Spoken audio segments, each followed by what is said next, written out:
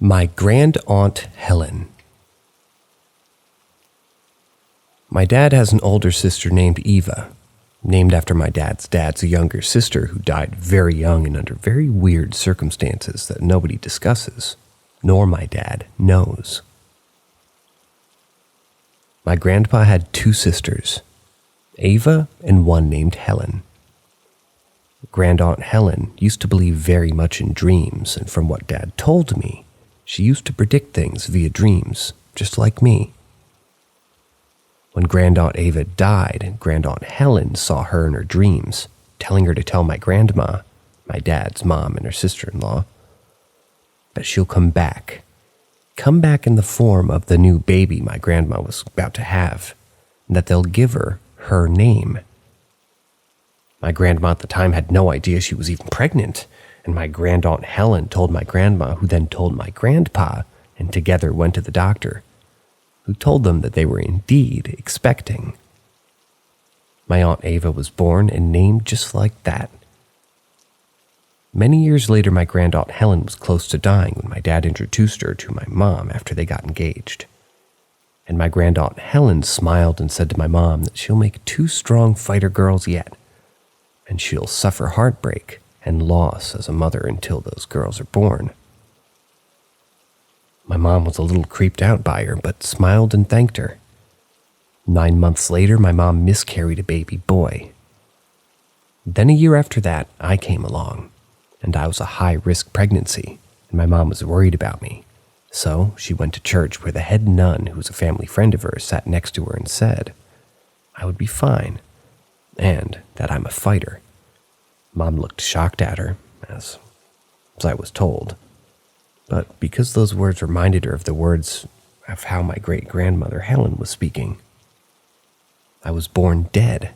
I choked by the umbilical cord, and all the doctors and nurses were ready to pronounce me dead when my mom's very good friend, who was a nurse on the team, started shaking me while holding me upside down. She softly hit my chest to restart my heart. I was dead for 20 minutes before I came back. I was also premature, so I was stuck in the hospital for 2 additional months. My sister was born with no complications, thank God, but she suffered a lot as a toddler with pneumonia to the point that she was close to death, but she pulled through. Recently, while I was told the first story from my dad about his Aunt Helen, Mom remembered what she had been told by her, and they told me how they're being surprised and shocked by how true my grandaunt's predictions about me and my sister both were. I believe we both face challenges, but the biggest ones are those that has to do with health, and I'm currently fighting to pull through.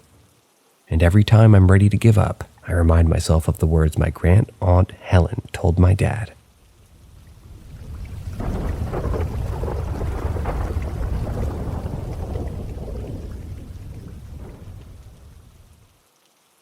Flick the switch, numb, wake up. I was 8 years old when it happened. It was Thursday, when at night at 1 a.m. I lay awake on my bed crying, as I usually did. Thursday had been hard because in the morning at school, the kids threw my bag out of the window, cut my hair, slapped me, and my quote-unquote personal bully had kicked me in the stomach. At home, my sister was grumpy and had glitter all over her face and eyebrows, so it was hard to wash it off because she was whining and not wanting to bathe. She didn't eat the food I cooked, and she wouldn't sit down and do her homework with my aide or let me do the homework. I went to my English class without finishing my homework, and my performance was very poor, and I got yelled at for it. Then when I returned home, Mom was waiting for me to go to physiotherapy. She suffered from lupus, and it was after surgeries back-to-back that lasted for 3 years, and now she was on the road of recovery. When we returned home, she was disappointed with how she has gone so much and just started yelling at me for how incompetent of a daughter I was, and how much of a disappointment I was. That left me crying in my room. So at night, as always, I sobbed while shoving my covers in my mouth so I won't wake anybody up. when thoughts of how everybody would be happier if I died, and I started to imagine my death, and I started to imagine my funeral. But the mental image of my baby sister holding her teddy bear crying over my grave made me stop thinking about it. The only thought that kept circling in my head was, and I'm quoting and translating, "Please, God, take away my pain, make me numb so I can take it." That's what was circling around in my head as sleep took me over. The next day I woke up at 7 a.m. as usual and complete my routine in autopilot. It was when I was standing outside and our building was waiting for best friends that Nikki and Polly come to meet us. So we start to leave our younger siblings to the schools, as usual, when I noticed how it was apathetic and numb. I just shrugged and went on with my day, until I was made fun of after a failed match of volleyball when it happened. It was my personal bully hitting me in the head, calling me stupid when I jumped up and pushed him away from me. Then I left the class. When I returned for class, everything was okay. When the bell rang and signals for the break, when my personal bully and I were left alone in the room and he turned and he said that I was stupid and I had had it. I jumped up and grabbed the school's desk. Mind you, the desks aren't that heavy so you can lift them with two hands easily, but I got so angry with my bully's anger that it drove me madder than I usually was, and I threw it at him. The desk didn't fly, but it fell in front of him, and I got madder that it didn't hit him, so I picked up a chair and threw it at him, and I hit him in the end of his eyebrow. He looked scared of me, left me alone. When he left me, I suddenly felt calm again. That sudden flicker of emotions. I went from feeling nothing to immense anger. That will continue for years. I was 13 when I was in school and I was walking with my two best friends, Nikki and Polly. And they were talking about a guy both girls liked when I felt a pain in my head and chest, and my heartbeat got faster and I grew hotter. The girls saw my discomfort and walked up to me and asked me if I was all right. When I tried to look at them, I felt the sun behind them blinding me, and I said that I'm just going to go back to class. When I went back to class and sat down, I don't remember what happened next, but I blink and I'm in the middle of class and I don't recall the sound of the bell or anything. I asked, just confused, to my best friend Nikki, and she told me that we talked about our afternoon get-together and watched the Vampire Diaries on our TVs. I pretended to remember and I shut up. Still can't recall what happened in the blank memory. Throughout my second year of junior high, I was getting into so many fights, mostly because they were bullying me, but I was using all the self-defense my dad was teaching me since I was 4 years old. And most fights are blank in my mind, but I know 3 or 4 of them. An accident that worries me now that I'm thinking about is this. My then best friend Nikki was saying something along the lines of how she didn't believe me, that I knew self-defense when I suddenly got very, very angry that suddenly I was choking her. She was sitting on top of the desk when I started to choke her. I had forcefully made her lie down on the desk. I don't remember how I pulled away from her, or really what happened after that, but I know that after that, Nikki was avoiding me. I apologized to her about me choking her, and she accepted my apology, and our friendship was continuing. After the second junior high year, we moved back to my mom's hometown. The first half of my third year of junior high felt as if I was sleepwalking. It was when one day a girl was bullying me but had no idea because I had my headphones on, but she ripped them out of my ears and slapped me angrily that I was ignoring her. I was reading a very well-written fanfiction and I was listening to Bastille. Those things were far from important than her bullying me, when the feeling of numbness was replaced by this very hot wave of anger. I slapped her and then walked away. I was so angry, yet I knew I shouldn't be. I was walking inside the building when I saw another student. He laughed at me knowing what was going on in the playground. I punched him, and my hand crashed into the aluminum door. My hand should have hurt, but it didn't. That day I was returning from school and I was walking through the streets, and I felt this sudden shift in me, and suddenly I started to cry, sobbing. After that, I felt everything. I was so emotional that it made me feel as if I was drowning. I didn't understand why suddenly I was so emotional, why I was so emotionless prior to it. Then I was sleeping one day when I was awakened by a memory of 8-year-old me wishing to be numb.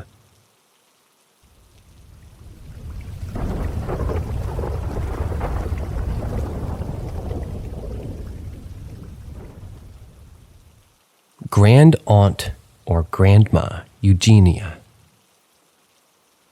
Let's call my Grand Aunt Eugenia my grandmother Eugenia. My grandma Eugenia died when my little sister was around 1 year old and I was 6 years old.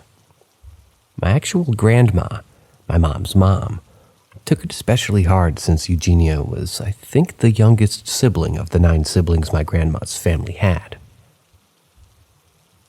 I remember holding my baby sister in my arms as my mom, newly out of one of the surgeries that she had, was holding her. Well, there's a picture here, but it looks like a vertical rectangle with the bottom missing. Anyhow, they're using the shape to describe the crutches. While she was holding on to her crutches in her arms and begging her mom to unlock her room's door. It's the first and only time I heard my mom calling my grandma mommy and crying. I remember being taken to the middle room and forced to watch cartoons, only for me to change the channel to space documentaries and playing in the local channel.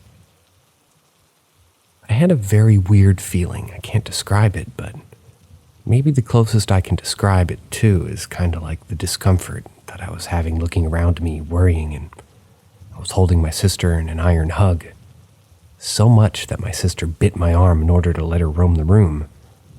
I don't remember if I saw anything, though. Until I became 12 years old, I caused my grandma to break her hip because I was throwing a temper tantrum before and throughout the church service. And after communion, I ran out of the building and my grandma had to run after me, dragging my 6-year-old sister with her. She tripped over the new floor. It was marble. Broke her hip. My sister ran to me and told me about Grandma. I was taken by an old student of my grandma's and we went to the ER. I was hungry and thirsty, but I suddenly, mid-sentence, jumped up. I said I was sorry and started walking towards an empty room. I felt as if I should see someone, but I didn't. Dizzy and nauseous, I returned to my seat. 2 months later, I grounded for my causing of my grandma's injury, And as I was eating some homemade ice cream my dad made and watching TV, my punishment was not allowed to go outside when suddenly at 18:05 p.m., on the dot, shut down with my new spoon of ice cream when I got my first anxiety attack. And one of the worst I ever suffered. I fainted from the pain in my chest. That's when I saw it. I was in a hospital room. Everything was hazy and white, and there Grandma Eugenia was there, dressed in a white hospital gown and sitting next to my grandma's bed and crying. I apologized for harming my grandma, and she said that I should apologize to my grandma if she survives her heart attack. I looked afraid at my unconscious grandma, and she's pale white. Then I ran out of the room crying only to find myself lost in corridors in a hospital. Then I felt my chest being in pain and I regained my senses, and my ice cream spilled on the couch and the floor and the bowl was broken on the floor. In my hand I held the spoon though. Then the phone rang and it was my Aunt Helena, telling me that Grandma had a heart attack just before she entered another hip reconstruction surgery, and instead of that surgery, she got a pacemaker in her heart.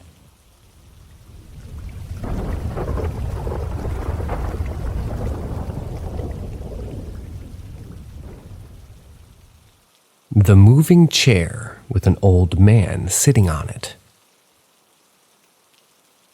This experience happened to my little sister, a female, 16 years old, when she was 3 years old. I learned of it yesterday after my dad, her, and I sat in the living room of our late maternal grandaunt Eugenia's home. We were reminiscing about the old times.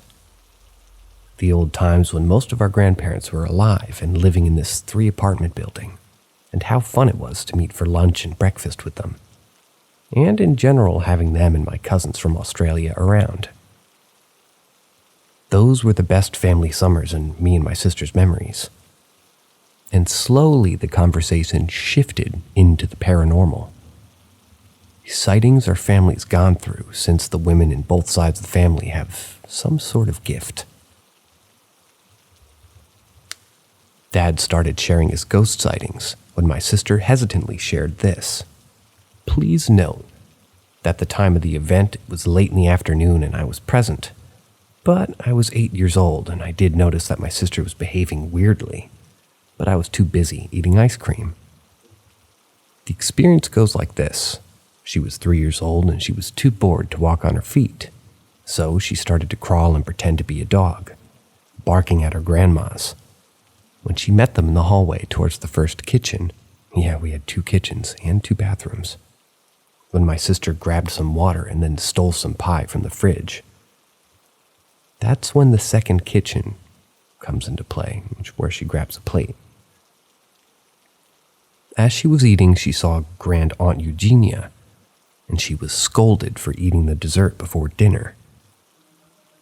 Defeated, my sister returns to the living room and joins us in the dining room, and she saw the rocking chair by the second terrace's door, and it was moving, and an old man dressed in a tuxedo and smoking a cigar, sitting on it, rocking back and forth while smoking.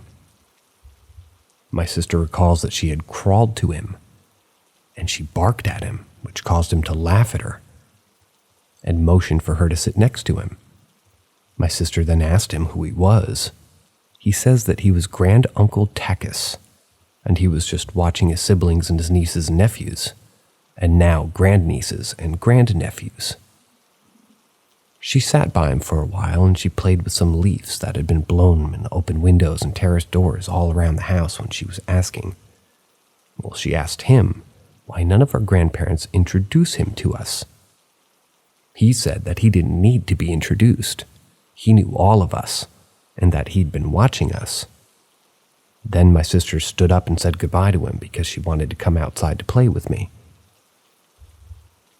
She then says that she looked for him around the house but didn't find him. She asked around about Grand Uncle Takis and everyone ignored her, or said that there was no one by that name. Flash forward to last year when my sister and our mom were going through some old documents and photos, when my sister found a photo taken in 1957. It apparently showed that he was the oldest son of the maternal great-grandma, and he had died from cancer in that very same chair in 1958. And his real name was Christophorus Thomas Bozinakis. Bozinakis? Bozinekis. And he was Granduncle Themios. Actual name was Athemios, the male equivalent to the name Eva, older twin brother. All my life I felt very uncomfortable sitting in that chair because I felt as if I was intruding. Now I think I know why.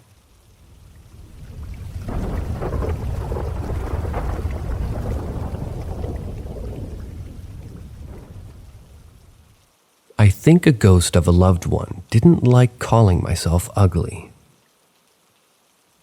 Disclaimer. I don't know if our house is haunted, but the house was built in 1978, and before the apartment block existed, it was farms. Yet the house was my maternal grandmother's, and my mom's childhood home. And I and my sister have felt various weird things from a warm protective hand on our back. And to my sister's sensing, a black figure in her room and weird noise when everyone's asleep in the house, building, and neighborhood. So back to the experience. An hour ago, my sister, 16-year-old female, and I, a 21-year-old female, were talking.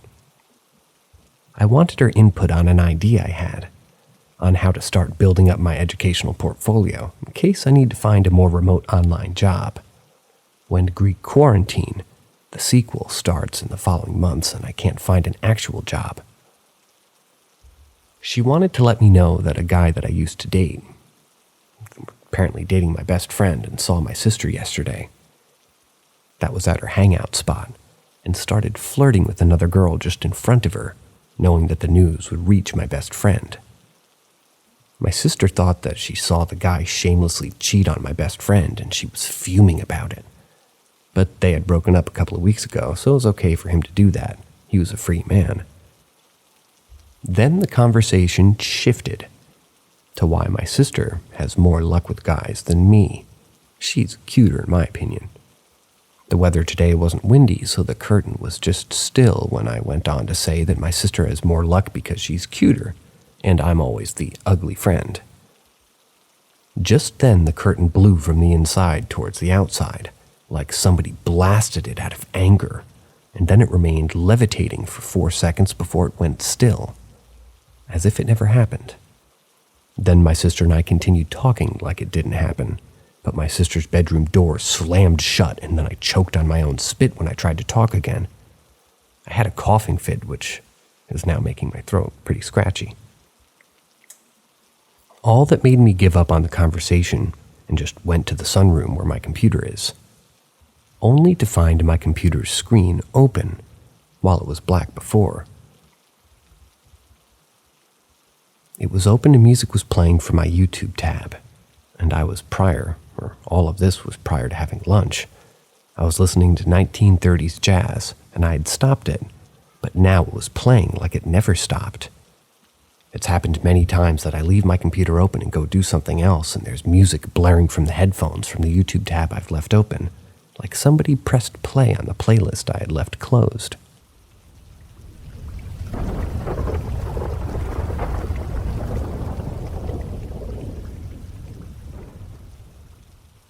I think my grandma or grandpa came to check on how the cakes turned out, and my camera's AI feature caught them for a moment. This happened only a few minutes ago. I had just taken out of the oven my freshly baked vanilla and cinnamon raisin cake, and I wanted to snap a photo of them to send to my best friend and my aunt. My camera had the AI option activated, because I forgot to disable it after my outing on Friday night. So, as I turned my camera towards the kitchen table, the AI sign showed 1 second and the food sign since I snapped a picture of the cakes, and the next one facing the kitchen table and the kitchen door, and it showed the person sign. The person sign appears when an AI feature detects a person's presence. The thing is that I was alone. My parents are and were napping, and my sister was in her room studying. My aunt is working at her boyfriend's family farm trying to finish before sundown and the rain comes. The house is my mom's and my aunt's childhood home, and my grandma lived in it since 1983 up to 2017, when she died in her sleep in her room, otherwise known as my parents' current bedroom. All of us have experienced something that might be considered as a presence, either by feeling a hand on our backs, shoulders, or heads, as I gave mention before at other posts. But never on camera or radio, although my computer at times opens by itself in the middle of the night or day when it's in sleep mode, but I don't think that has anything to do with a ghost. I found it odd. Didn't feel a presence. And the person sign remained for a moment when I placed the camera in the same spot again a second or so after I realized what had happened. And it showed nothing. If there's a ghost after all, I think it's either my grandma or my grandpa, or both of them keeping an eye on us. Maybe they, she, or he wanted to see how the cakes turned out.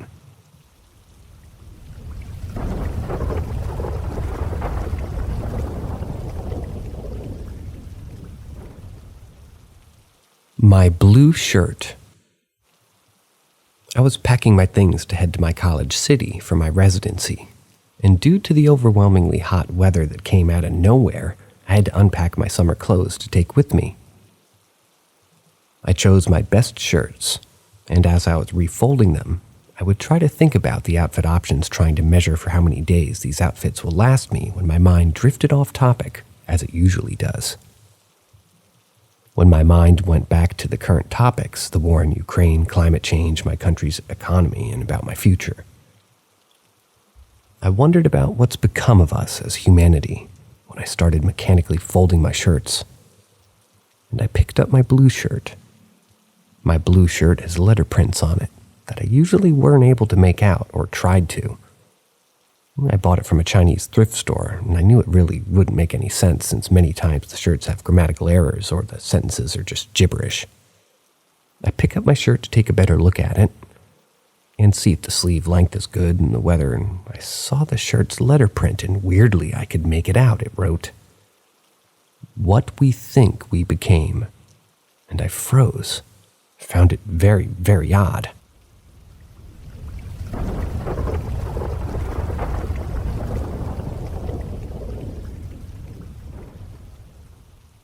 Chocolate from the sky. I'm in Turin, or Torino, Italy, with the Erasmus Exchange program, and yesterday I was on an escalator exiting the metro station at the Dante stop, and there was a man before me, his bag and jacket closed. He was about 2 steps away from me. As we approached the end of the escalator, suddenly a chocolate plaque fell out of nowhere, missing my head by a few inches. I was shocked. I instantly thought that the man before me had somehow lost it and grabbed it and run just to give it back to him. Thank God the guy spoke English, and he said that he hadn't lost a chocolate plaque, and joked that this is just a present for me by the gods, or the universe. We both looked up and around us to make sure that someone wasn't looking for the chocolate, and then we parted ways, laughing at this odd incident. So I returned to my hotel room exhausted because a long day, just baffled by this chocolate and the shared incident. So I shared this with my roommate. She couldn't believe it either. We opened the chocolate, and as we ate it, I realized that it had berries in it, which I'm allergic to. I rushed to go get my anti-allergic pills, or anti-allergy pills, and then I timed my reaction just in case I needed medical attention. My roommate is studying the package, and she realizes that the chocolate has expired in October of 2022. Shocked once more, I'm left wondering, how did that chocolate plaque fall from the sky? No one was out in the balconies around the area, and no one was looking for it.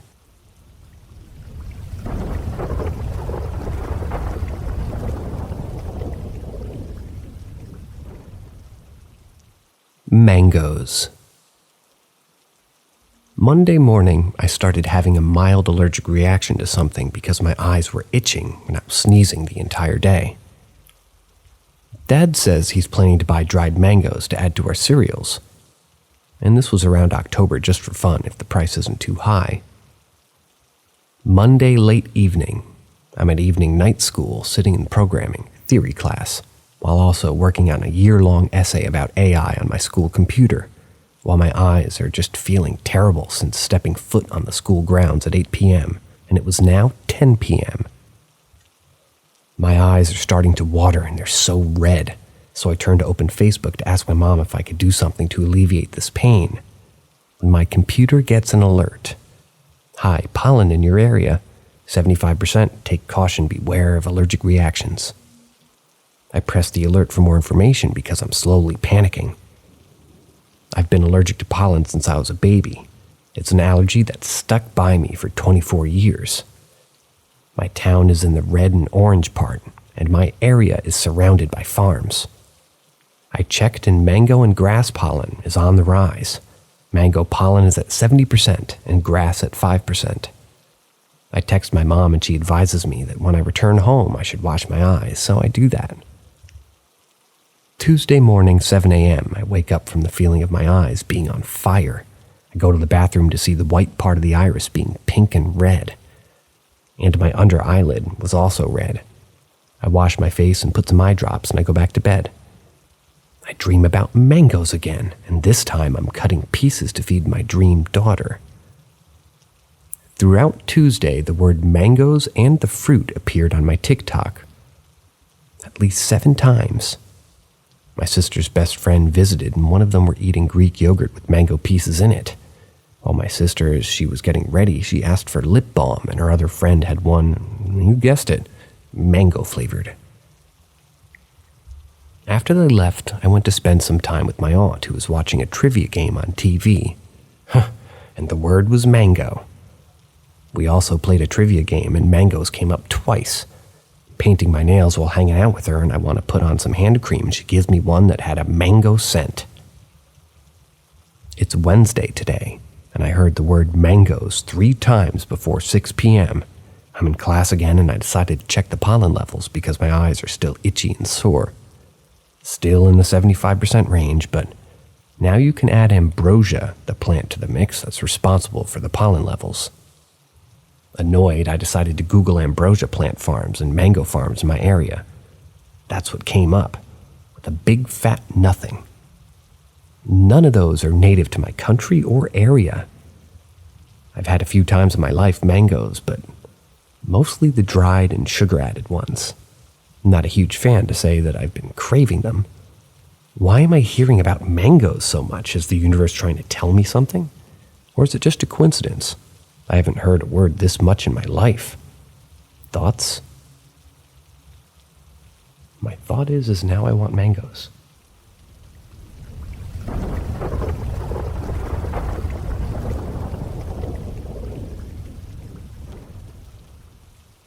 Please help. Followed home from cemetery. I've always been somewhat in tune with the spiritual world or realm, and I've been like this for my whole life. I don't communicate with spirits with words, but I am able to sense their presence and oftentimes identify the emotions that come with said presence. I believe myself to have felt and identified sorrow, confusion, dread, anger, and aggression. I've found that it's uncommon for earthbound, bodiless spirits to be exuding positive emotions. I'm also an empath, and I'm capable of perceiving human emotions that are not verbally or physically expressed. This includes what's presented in real time, as well as the energy that's absorbed into walls, structures, and soil. Some houses just feel like they hold like a history of abuse in them, if that makes sense. Walls listen, and walls talk. I'm capable of making the distinction between a presence that comes from an existing body and a presence that exists without a human body. I feel bodiless entities in my chest and torso, and especially in my forearms. It's difficult to explain, but it's kind of like the feeling you get when you know you're not alone. Static in my veins, almost like my arm falls asleep. Despite my understanding that many, if not most, earthbound spirits exude negativity, I still feel very welcomed and safe in cemeteries. I love cemeteries. I feel like they're places where people typically don't go with bad intentions, and while they frequently carry sorrow onto the grounds, I do believe grief to simply be a form of unreciprocated love. When I go to a cemetery, I feel a lot of heavy, thick sorrow, but also an air of love and longing. It fluctuates throughout the grounds and feels almost like a sea of waves to walk through. When I visit cemeteries, I usually just pop in for a few minutes and breathe it all in, turn the car off, and listen with my body. I've taken to doing this as a way of honing my skills with connectivity, to just stop relying on my 5 primary senses, to see the world around me and give my soul a chance to listen. I typically don't do any video or voice recording, nor do I take pictures. I used to when I was younger, but now I just stop to feel the energies and presence of whatever or whomever might make itself apparent to me. At the cemetery. Recently, we, which is myself and my roommate, discovered Mount Olivet Cemetery in Fort Worth, Texas, which is modeled after the original in Tennessee. Olivet is not a typo, by the way. Olivet. 180 acres, over a dozen lots, multiple statues, a variety of headstones, laser-etched marble, a lake, crypts, urns, fantastic cemetery all around, filled with trees too. Upon first finding this place, we spent an hour just driving around and around, looking at it all, taking it in, marveling at the evidence of beautiful, unique forms of grieving that one might find in a cemetery. We then left to get coffee and food and returned just as the sun set and the grounds were considered closed. There were still others there, a few mourners and a group of kids that looked to possibly be doing some form of ghost hunting, so we decided to get out and wander on foot. It got too cold for this, so we eventually went back to the car and just began driving around like we did before. We were probably there for an hour after dark, and about 15 minutes in, I feel compelled to do some recording. I started with voice, then switched to video. Didn't even think to take pictures. And I want to say that we have about half an hour of audio, and possibly an accumulative 15 minutes of video. But they're on my roommate's phone and she's out right now. I'll update these times soon. We'll also share the videos and audio if I can. Nothing noteworthy occurred during recording in walking in the grounds. We did hear an anguished cry, but I firmly believe it was a mourner struggling with loss. I felt not much more than I typically do at cemeteries, except at one point I got very nervous. I assumed it was just jitters and shoved it down. Roommate got nervous too, so he left. Second cemetery. After making the drive back home from Olivet, I stop at the local cemetery. Not comfortable sharing my location, but it's small, like 2 to 3 acres. As it's the one that I visit most frequently, and I just like the vibe there. The most negativity I've felt there was severe confusion and anguish that seemed localized to a cement bench that my roommate felt too. We both opened our mouths to say something about it at the same time. Very cool because she doesn't have a history with stuff like this like I do. But it wasn't directed at us and stayed where we quote-unquote found it. Every time I visited, the energies just kind of revolve around themselves, or stick to their part of the cemetery. They kind of do their own thing and at most just seem to notice me. But this time was weirdly different. I go into the cemetery, my roommate is like on-off asleep at this point, and it's super late because I drove around for a long time before heading home. When I drive into the cemetery and turn the car off, it wakes her up. She asks where we are, and I say such and such cemetery, and she says that she wants to go home and appears kind of restless about it. As soon as she says that, I feel something in the field behind us.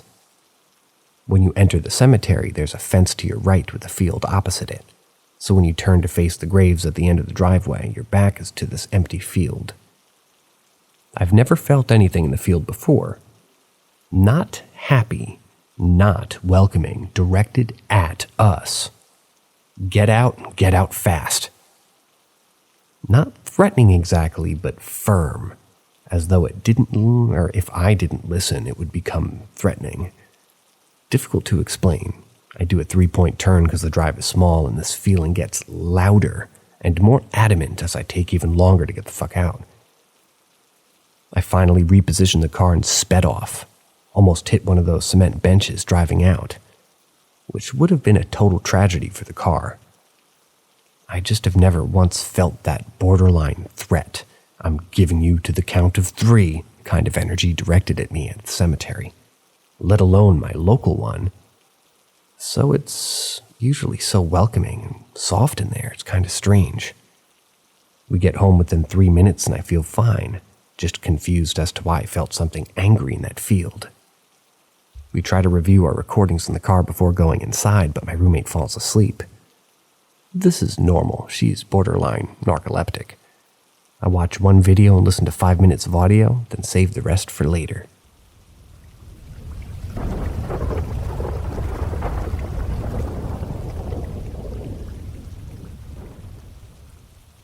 Red light dot in the backyard. This happened around 2003 in my parents' home. They had a big backyard that ended in a small forest.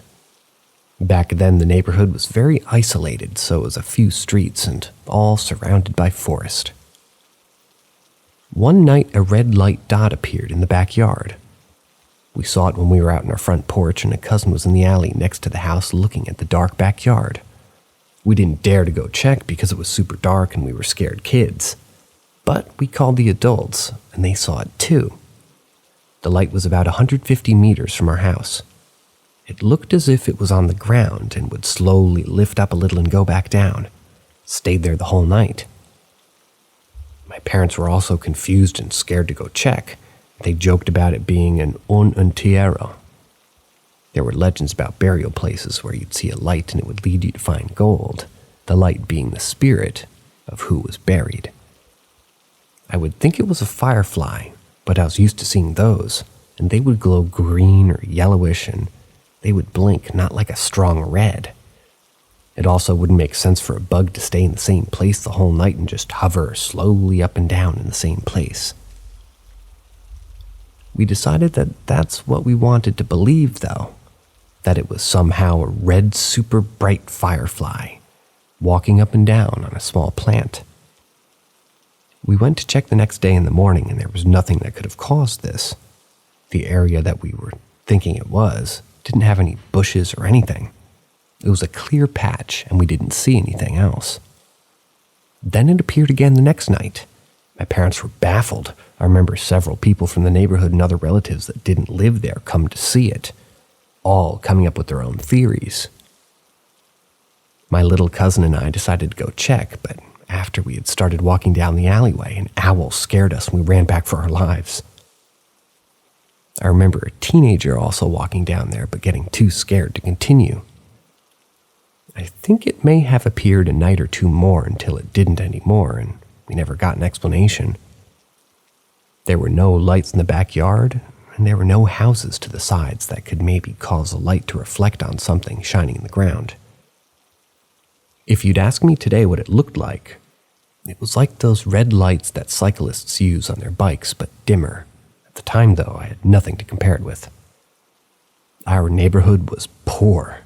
People didn't have devices that emit light like we do today, or it could be anything, someone with a small radio, a phone, a laser, or something like that.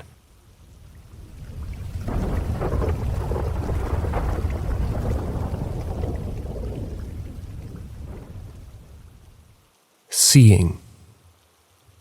This has been bugging me for years, and I still have no answers, so I decided I would share. When I was a kid, talking 5 years old, I used to see weird, colorful shapes flying in my room. It sounds crazy at first, but listen. At the time, I was sharing one room with my parents, and I had a separate bed, and it was right next to the wall, opposing the windows. I always hated going to bed because I could never fall asleep, and I would just stare at the ceiling, sitting in the dark for hours. This was my everyday routine for a while, until one night something different happened. I saw 3 shapes, a heart, a square, and a circle, in the colors yellow, red, and blue, entering the room through the windows. The windows were not open, they just passed right through them. The shapes were bright and neon-y. They were flying close to the ceiling, one after another, and they just went across the room and disappeared through the wall that my bed was next to. I wasn't scared, however, I was so confused and weirded out. I decided I wouldn't tell my parents. My dad is more into paranormal stuff and aliens, so I had high hopes that he would believe me. I stayed up for the night to see for myself. But I felt as if I'm not meant to say anything about the situation. I just had this gut feeling, if you will, that this whole thing is just a little secret and I'm not supposed to share. And since at the time I wasn't scared, the shapes weren't doing anything wrong, I don't think, and I had no problem with keeping it to myself. Now I kind of feel sorry because it was really interesting, and it would have been nice if I had more proof of this happening with my dad as a witness, but it's whatever. So after the shapes kept coming for a few nights, they suddenly stopped. The last night they came, they didn't do their usual thing. And the difference is that they turned colorless, like grayish, which now I interpret as their end.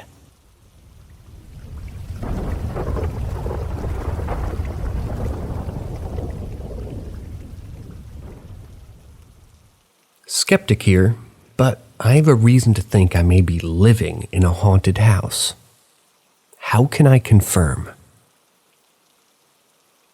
Last May, I moved into an old 6-bedroom house in the Navarte neighborhood of Mexico City. The house has been shared among a group of friends and colleagues for a couple of years. It's a bit of a revolving door as far as the tenants and roommates go. Several of these people have shared creepy stories about the house. Most of the stories lacked any meaningful details, i.e., the window rattled, I didn't take anyone seriously. I thought they were all paranoid until last Friday night. It seems somewhat worth noting that most of these stories happen on or adjacent to our back patio, no idea why. So on Friday night, myself, one roommate, Diego, and his girlfriend were all sitting at a table on the patio talking. It was already after dark, so we had the patio light turned on. Our sliding glass patio door was open. At roughly 8:15, somebody turned off the patio light on us and slammed the sliding glass door shut. For context, the patio light switch is located inside the house, so we couldn't see who flipped the switch. Diego commented, "Well, that was rude." It was abrupt, but not that strange. Our other roommates, Armando and Carly, lived upstairs, and they're sometimes sensitive about sound. I assumed that maybe they heard us and got annoyed. Or maybe they didn't hear us and simply thought that we left the light on and the door open when we left. I stood up and went inside, turned the light back on, and this time when I returned to the patio, I slid the glass door closed. The next afternoon, I talked to Armando, and he said that he and Carly, their boyfriend and girlfriend, had left the house around 7:30 p.m. Friday to visit the mall and see Diablo's baseball game. They weren't home when the light shuttered and the door closed. I was surprised. That same Saturday afternoon at the same patio table we were sitting at the evening before, Diego and 3 friends were having a beer. There was one empty chair at the table. Suddenly, the empty chair, or someone sitting in the empty chair, whistled at everyone. Everybody paused and looked at each other. On Monday, yesterday, I ran into Bito, a friend of the company who used to live in the house. I told him about the weekend, and he said, "Wait until you see the girl." This was the second, possibly third time I'd heard of a little girl in the house. Another instance was by the manager of our company, Yolo, who also said that she saw a little girl in the house. This is nearly impossible as almost no one here has a child, and none of the parents we know have ever brought their kids to the house. Now, I understand that they're all fairly minor instances, and maybe they could be explained away. Maybe one or more of our friends are tricksters, but it's starting to feel like that's not the case. Other slightly off occurrences are as follows. Someone, in quotes, randomly threw straws out of the window at our friend while they sat on the patio, and no one was home. Julian saw someone move inside Diego's bedroom through the window. Diego wasn't home. Armando heard voices directly outside his bedroom door as if someone was in the hall. No one was home. This particular case is the only one where we thought the voices may have just been carried from outside, because the house is big and kind of echoey.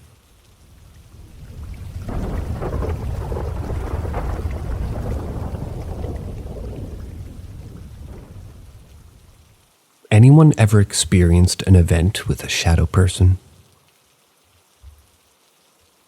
Just some background info on my situation, which occurred when I was around 10. So the house I lived in with my mom, dad, and occasionally my 5 siblings, we had all experienced one thing or another. So when this event I'm about to be describing happened, me, 10, was in my brother's room, 13. We were chilling around. He was lying down on the floor by his bed, and I was playing with a yoga ball, maybe 10 steps away. He had been talking, but he had stopped. I just thought he was tired. I played for 5 minutes, then looked over at him, and I froze. Above him, floating, was some sort of black mass, and he looked as if he was choking. His eyes were bulging out of his head and his face was turning red in color. I yelled to my mom to come up and I was crying. She came into the room running, and as soon as she saw him, she ran and got her Bible and started reciting something from it, which must have worked, as the black mass soon subsided to nothingness. But not before us hearing my brother let out a demonic deep scream. He then laid there with his eyes closed for a while. He then sprung up, panting, trying to get his breath back. We left that house the same day and stayed with family, but it seemed as if we could all still see the dark shadow. We couldn't tell if it had followed us or if it was the trauma, but to be safe, we went to a priest to get the house blessed, and we had an exorcist perform on my brother. His eyes rolled back into his head, and he started talking in a voice that wasn't his. We couldn't tell what he was saying. He seemed good after that was done, though. He returned back to himself, and our house now has such a light atmosphere, and it feels nice and cozy. I'm not sure what it was that we were all getting targeted by, but it was for sure evil.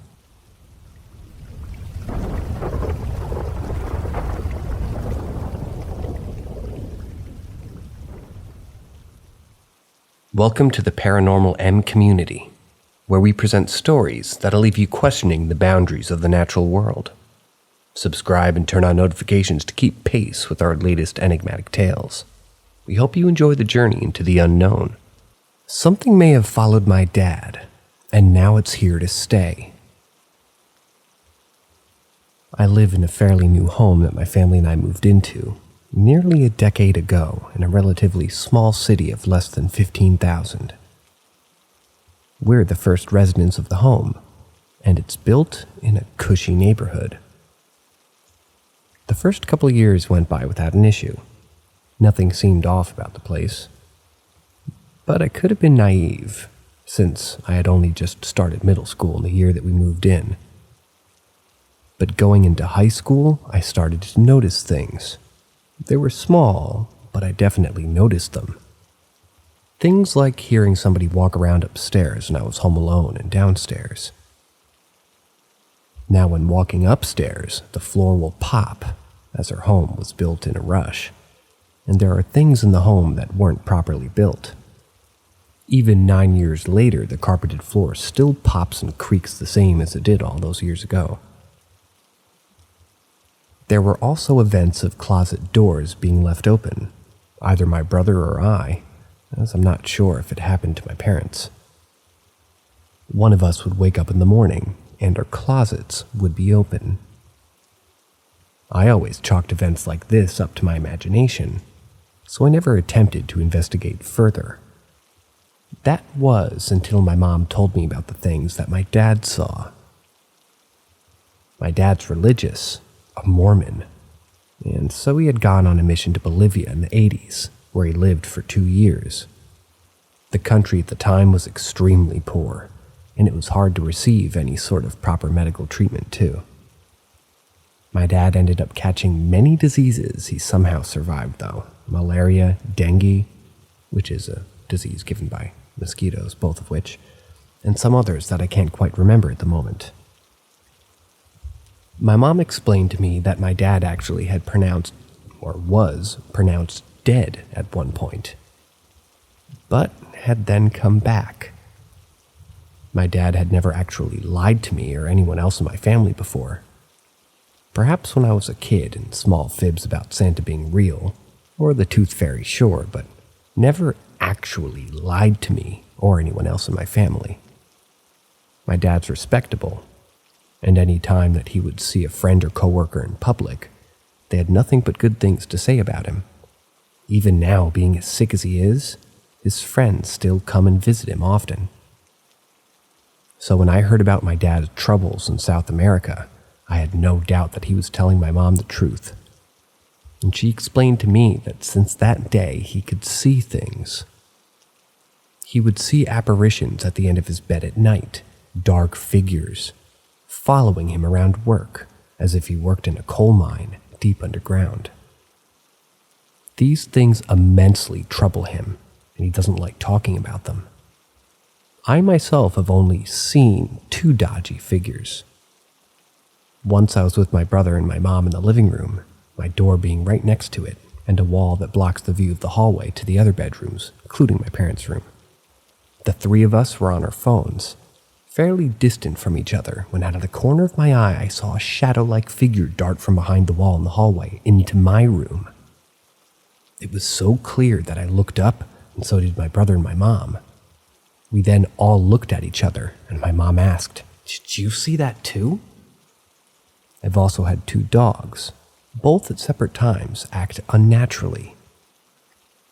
The first dog would often lift her head up, watching towards the hallway, even sometimes chasing something unseen. The dog we have now does the same thing, and recently, as of last week, she was sitting on my lap, looking to the mirror in my room at an angle, growling and barking a little. For context, she never barks. Even when we invite people into our home, she doesn't bark at them. She's a friendly dog. She often looks at herself in the mirror, as my mom has a body mirror that sits on the ground. And when she was a puppy, she barked at herself a few times, but since then she hasn't barked at herself, or seeing any of us in the mirror. She kept turning her head to look behind her, to see who had been in the mirror, but couldn't see anything there, so kept returning her focus to the mirror. There will occasionally be nights where I sit with my dad in the living room, just the 2 of us, and we're having a conversation, when all of a sudden he looks down the hallway, and I ask him, "Do you see something?" He nods, but I continue the conversation we were having, as to ignore whatever's there. As I said, my dad is currently ill, terminally, unfortunately due to the neuropathy. By the way, he also has neuropathy, and had pulmonary embolisms at one point, causing it to damage his lungs, as well as a medication that he's been taking for far too long is damaging his body over time. And him now having type 2 diabetes on top of all these things. When he had the pulmonary embolism, he refused to go to the hospital for nearly a week and was sleeping all the time, only waking to use the bathroom or have something small to eat. He finally asked my brother, and I called an ambulance for him while my mom was away. Later I found out that when he woke up, multiple dark figures would stand at his bed. And earlier before the embolism, when we had the virus, I'm sure you guys can connect the dots, I'm unsure if I'm allowed to say the C word, he'd also see many dark figures standing at the end of his bed. He was hit the worst by the virus due to his autoimmune disease, causing permanent damage to his lungs. My mom's gotten members of her church to come and bless my dad and the house, but had been downstairs while doing it. And no, they didn't bring a Bible and a cross to the house. They just folded their arms, dipped their heads, and said a few words to, hopefully, banish whatever was there.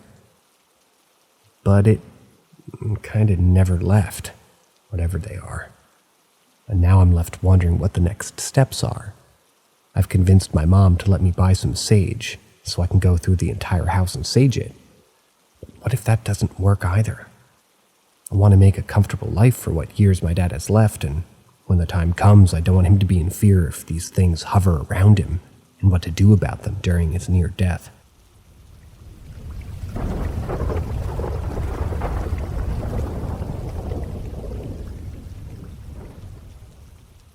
Story number 2.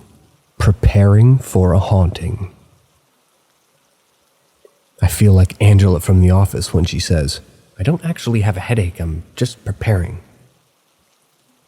My boyfriend and I don't have a haunting, yet we're just preparing. Yesterday we discovered a man murdered. Well, let's not be too crazy about this. We discovered a man murdered his girlfriend and then committed suicide in the apartment unit directly below us. I came home to a swarm of police officers, and I definitely knew there was a problem when I saw the coroner's vehicle backed up to the curb, preparing to load up the remains of the people inside the apartment. After speaking with the officers, we learned that the 2 corpses had been laying in the apartment for approximately 24 to 48 hours before they were discovered. We were incredibly disturbed to think that we were going on with our lives, as per usual, gaming, listening to music, watching movies over the weekend, while something so horrific was lurking just below. I realized I had been having trouble sleeping the last 2 nights, and I had a general feeling of unease and eeriness while being alone. And now, I'm pretty sure that I know why. Later, after speaking to a neighbor, she didn't really succeed in helping my already disturbed head when she told me matter-of-factly that when the bodies go undiscovered, their spirits linger and people nearby will experience feelings of unease, such as what I had been experiencing. I also have heard that victims of violent deaths as well as angry spirits will stick around the place in which they died. Well, the man in the situation obviously was an incredibly angry and violent individual, and I feel so sad for the woman that lost her life at the hands of that monster. This is more getting this heaviness off my chest than anything else. Please delete if not allowed, or has anybody reading this ever lived in a place with a history similar to the story I'm sharing? This place has a suffocating heaviness to it now.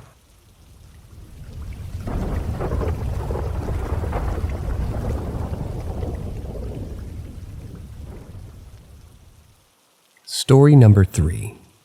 Mysterious Knock. When I was 24 years old, I went and visited my old college roommate at his mom's house. His mom was an antique dealer and had a lot of really cool antiques throughout her whole house. The house was on a lake, and my buddy and I went swimming with a bunch of friends. We all got out and we were going to shower. We get ready for a festival that we were going to that night.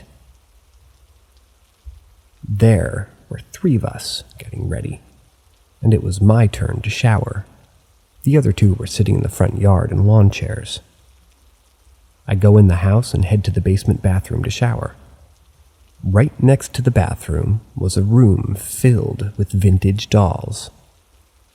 It was extremely unsettling, but I just looked at them all and then showered. I got out and I was doing my hair in the mirror when I heard 3 distinct knocks on the door. Called out, "Just a minute," and opened the door, and about 5 seconds later, to my surprise, no one was there, and there was no one in the entire house. I walked upstairs and saw my 2 buddies out in the yard. I went out and said, "Whoever knocked on the door can go shower now." They both looked at me and asked what I meant.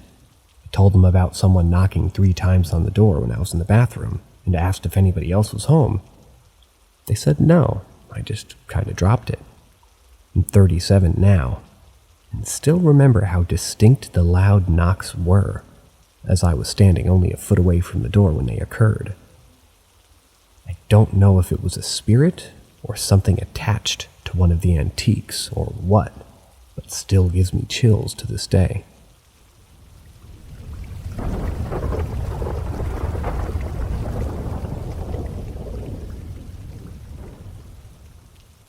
Story number 4. Range Time. A few days ago, I purchased a new firearm and installed some accoutrements. I'm extremely impatient and wanted to try it out, so as soon as time was available, I made my way to the range. Due to work scheduling, I wasn't really able to get to the range until about 9:30 p.m. Range closes at 10. It's an outdoor range that has lights that can be activated to shoot at night.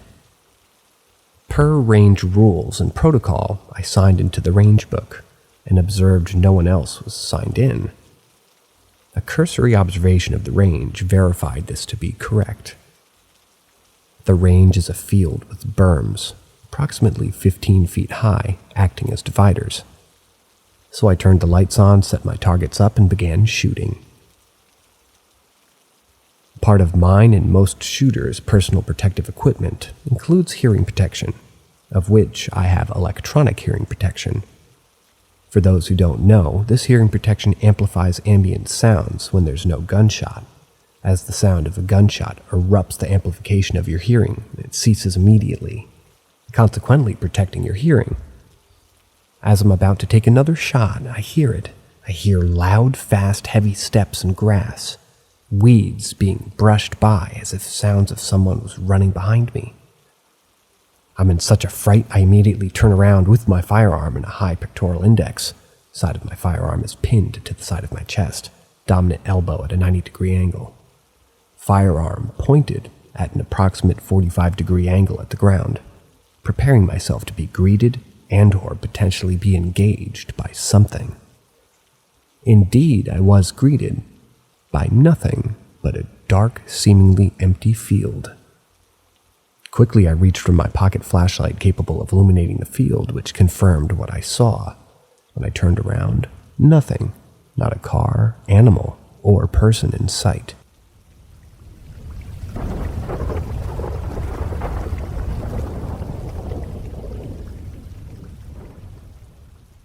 Think I may have a ghost. So I moved into a brand new house. Land was an old farm, apparently.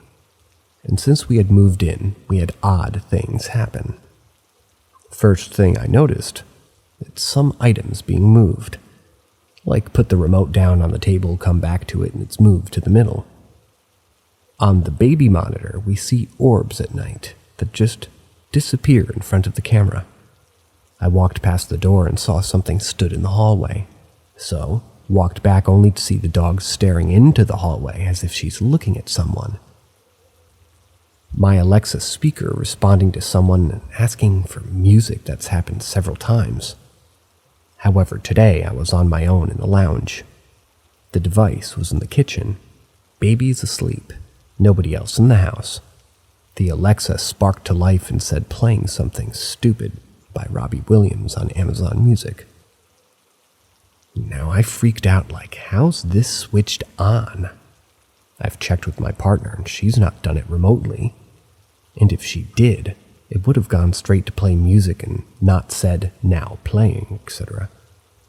I've checked my Ring camera and nothing's triggered. I've then checked the Alexa voice recorder and you can hear a very faint, almost distant voice saying the song. I don't recognize the voice. The other thing to note is that my phone battery went from 81% moment before to 21% after this happened.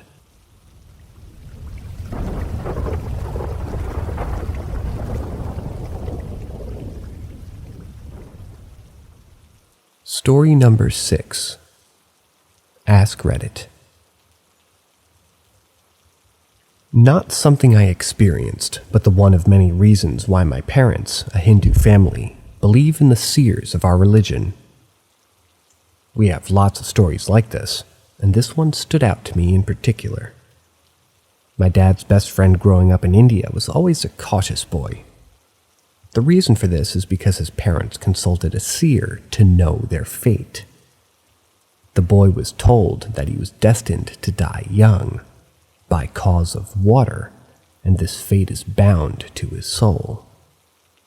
In an attempt to circumvent this, the boy's parents had his name changed and ordered him to stay away from any forms of water. They thought this had ultimately changed his soul. Names are a pretty big deal in Hinduism. My dad and him had big plans then to leave India during college for greener pastures. They left for Germany and later the United States together. However, midway through college, my dad's friend had to return to India for a family thing. My dad proceeded to America alone and had a family. He then had a business trip back to India and thought, maybe I should visit my old friend. He went back and searched for his friend. The town elder said he had died 20 years ago at the age of 22. The cause of death, drowning, trying to save a child caught in a flood. I think the child survived, so his sacrifice wasn't in vain. I can't explain how the seer saw this or even could know. The seer saw that this boy would die both young, dying at 20, he was very young, and by water, he drowned. both of which were correct predictions. I want to believe it's merely a coincidence, but there's way more stories like this than my parents have. People say it's just a coincidence, but story after story, I begin to wonder, could the old religions have been onto something?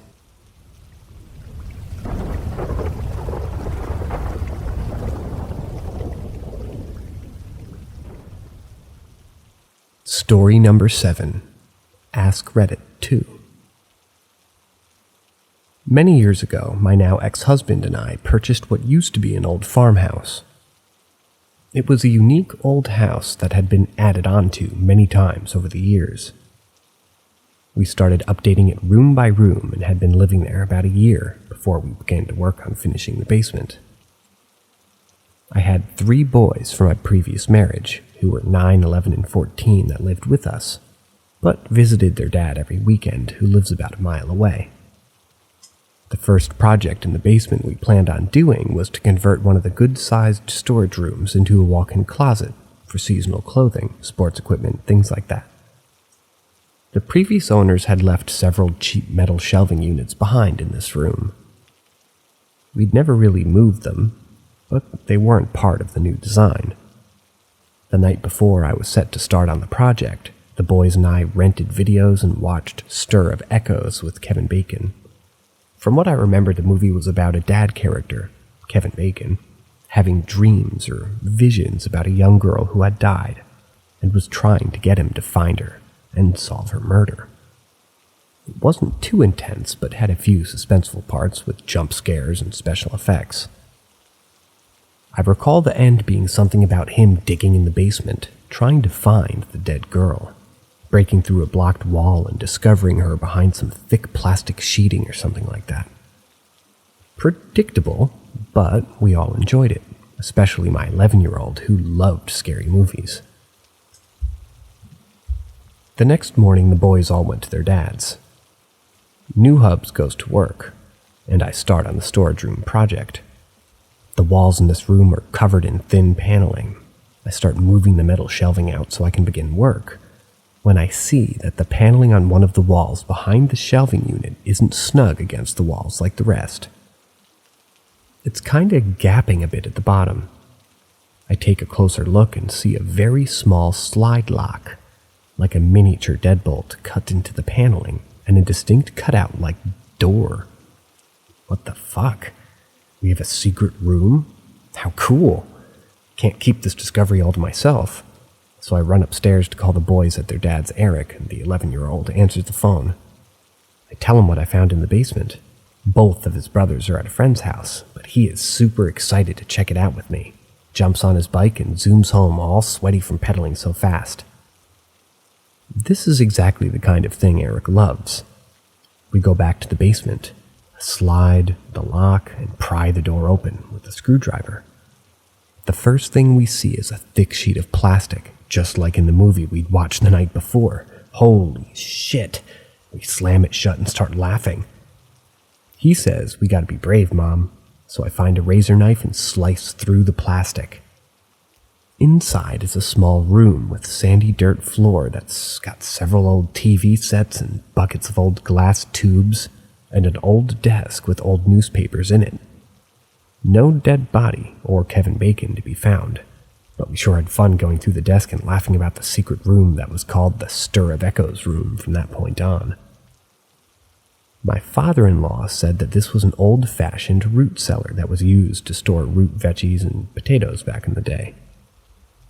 What a strange coincidence that we had watched that stupid movie the night before.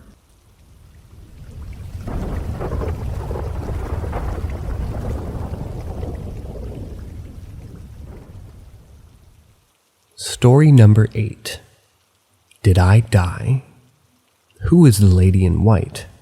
Am I just crazy? So to get a backstory, I'm a 25-year-old female and at the time suffered with severe sleep apnea to the point that I would stop breathing every 30 seconds for over a minute. I had not yet gotten my sleep apnea machine, and I was struggling to sleep. And one night after not sleeping for days, I fell asleep. But this time it was very different. I felt like I just closed my eyes and I was surrounded by darkness. I could see this light coming out of a doorway. I decided to go towards it. When I got there, there was a lady in white, holding me and guiding me through to what I believe might be the other side. All I could see was trees and a real warm light. I know it sounds cliche, but I felt so peaceful, like nothing could hurt me, and I was free from the burdens of life. I felt weightless, like I no longer was in my body. I soon realized I might have died. I thought, who would take care of my babies? So I asked the lady in white if I'm dead, and she replied, no. I asked her if I could go home. She told me that that was okay to go if I wanted to, but it's also okay to stay, and everyone will be okay, so of course I decided to go. I woke up gasping for air, and it took me 20 minutes to be able to breathe normal again. My whole body was shaking, and my heart was pounding. I wasn't sure of what I'd just seen, if maybe it was just a dream, so I kept it to myself for many years, until one day, my friend just had a near-death or my friend's sister, actually, had a near-death experience. They told me about the lady in white that she saw and how she asked her if she was dead, and the old lady told her that she was not and she could go home if she wanted to, but everything would be okay if she chooses to stay. Just hearing her say those words made me cry. I realized maybe I did die, or did she just have the same crazy dream I did? I don't know if I'm putting this out here hoping somebody will have had the same experience, but it's not something I'd like to tell a lot of people. I know I sound crazy, it just felt so real. I'm just curious, has anybody else seen the lady in white? Or am I just crazy?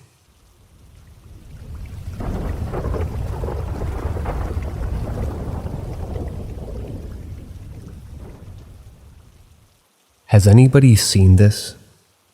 Story number 9. When I was living in an apartment, I was pretty little. My dad was gone for 2 weeks on a business trip. I was home alone with my mom. I was never scared easy, as I've always been in love with investigating the paranormal, yet respecting it at the same time. If I go into a room and I don't feel welcome, I don't stay.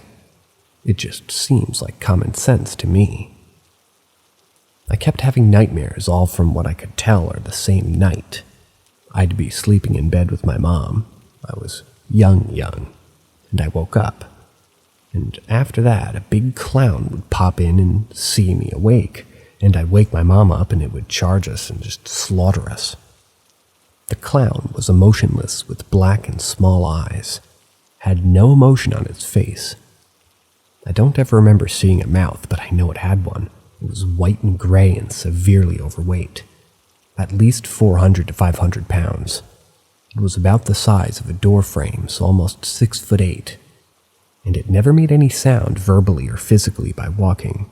It cast a feeling of dread, yet at the same time I got the feeling it just didn't want to be seen. I had a feeling it was curious and observant of me, and didn't want to be caught or known. So I had this dream and I was terrified to do anything by myself. There was one more night before that my dad was coming home and I was terrified. I'd be sleeping in my own bed again. We went to bed, I fell asleep. I woke up right after the same dream for the 14th night in a row, except this time I had that feeling of dread still. Something in my gut told me it was happening in real life now, so I closed my eyes and I pretended to sleep. I cracked them as far as I could while still looking asleep and positioned myself under my blanket perfectly to keep an eye on the door. I waited so long, but nothing happened. I finally started to breathe normal, and then it did happen. The same exact clown from the same exact dream walked into the doorway, looked at my mom, then looked at me. It sat there silently. I'd assume making sure that we were asleep, then walked out. I never heard 1 ounce of sound from him, but I could hear the AC. I heard the front door open and close. I never went back to bed that night. The next day, my dad asked my mom why the front door was unlocked.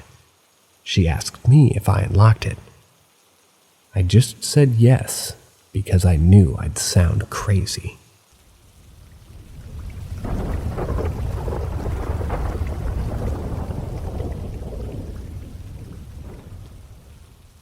Story number 10. Witnessed grid lighting in the sky, followed by a thunderstorm. It was 2017, and I cannot forget that evening. I was standing on my patio just outside of an apartment building that backs up to a small concrete retention pond. There had just been a thunderstorm, and the sky looked so magnificent that evening. It was just dusk, still a good bit of light, but not quite dark outside. Sometimes after a summer storm, the sky can appear a greenish-blue color.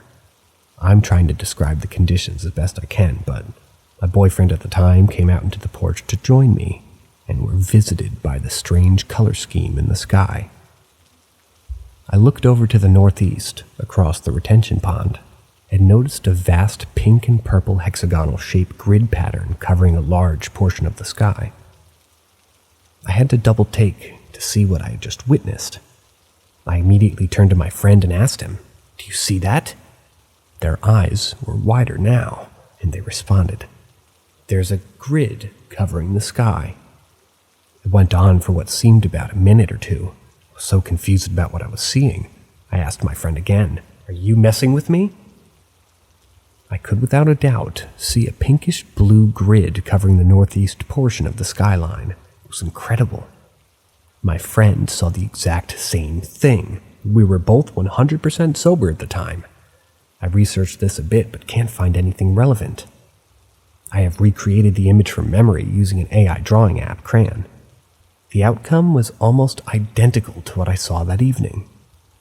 This truly blew me away. At first, I assumed it was some kind of ball lightning or a possible weather phenomenon. I just can't say what exactly I experienced. I think about it often and would greatly appreciate any feedback. Has anyone else experienced this phenomenon?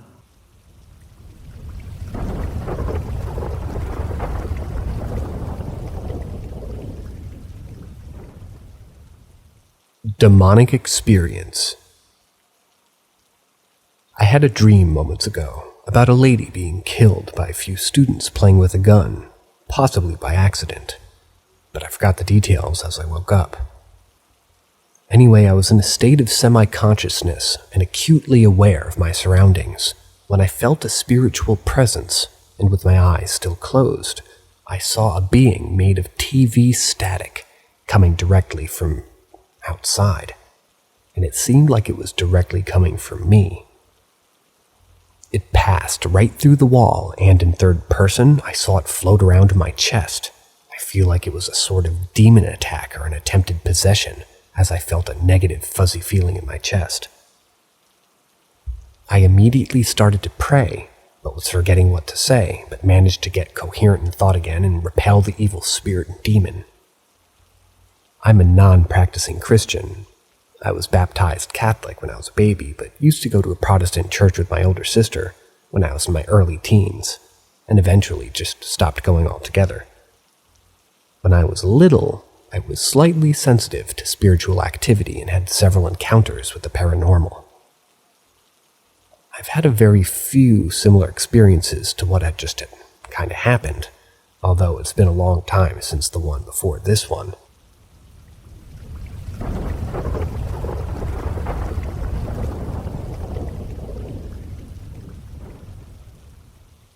Story number 12. Hearing a familiar voice. We've been living in our cute little house for almost 3 years. It's peaceful and cozy, but it's most definitely haunted. It started with noise coming from a spare bedroom that's used as a tattoo studio. Things would fall and we would hear crashing sounds or things sliding across the floor. When you'd go in the room, everything would look normal. We'd hear the occasional footsteps on the stairs. Well, I'm home a lot. My fiancé works different hours and has a social life, and I liked to stay in. I began hearing him calling to me when he wasn't home. It started off with me being downstairs, and I would hear him call out to me, "Babe." "Hey." I thought he came in through the side door, and I didn't hear him, so I would answer. After I got no reply, I would go look for him, only to find that he wasn't home. At first, I thought I was just crazy, but I realized my dogs would lift their heads up and look as if they heard it too. It began to worry me, and when I would be asleep and be woken up by my fiancé speaking to me, he wouldn't be there. It began to become an everyday occurrence, and I was starting to just want to question my own sanity. My mother and I went on a trip to Maine, and while on the trip I was sleeping. I was shooken awake by my fiancé asking what time it was. I was half asleep and grabbed my phone, looked at the time and answered him, only to remember that I was on vacation 2 states away from him. After that happened, I decided whatever it was had to go. I'm a bit witchy, you could say. So I began burning sage and asking kindly to be left alone, offering to allow whatever it was to stay if it could please stop bothering me. Eventually, I decided to take another route, and one day I yelled as loud as I could, "Enough is enough, get out of my house."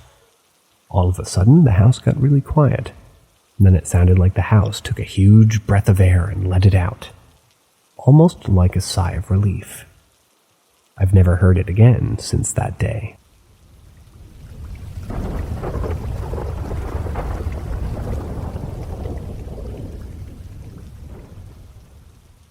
Story number 13. Spirits. This happened when I was 7 years old. I used to live in a certain urbanization, which had a park where it was common for families to meet there and spend time together. Eventually, my family conformed to this kind of activity, and we'd go to this park every weekend or so. What I'll be talking about is the last time my family went to this park, before we moved to a different urbanization. That's a strange word to use, people. To a different urbanization. I'm just going to say city from now on if it repeats this word. Before we moved to a different city. As usual, I was minding my own business. As a kid, I would just simply be playing, go down the slide, climb the monkey bars, etc. Peak childhood stuff. However, once we started packing our stuff so we could leave the park, something caught my attention when I looked up to one of the fences that separated the park from one of the other surrounding houses. I could see through the fence 2 twins, a boy and a girl, with black hair, both of them. I assumed they were twins because they looked the same age and their faces were similar enough for 7-year-old me to assume that they were related.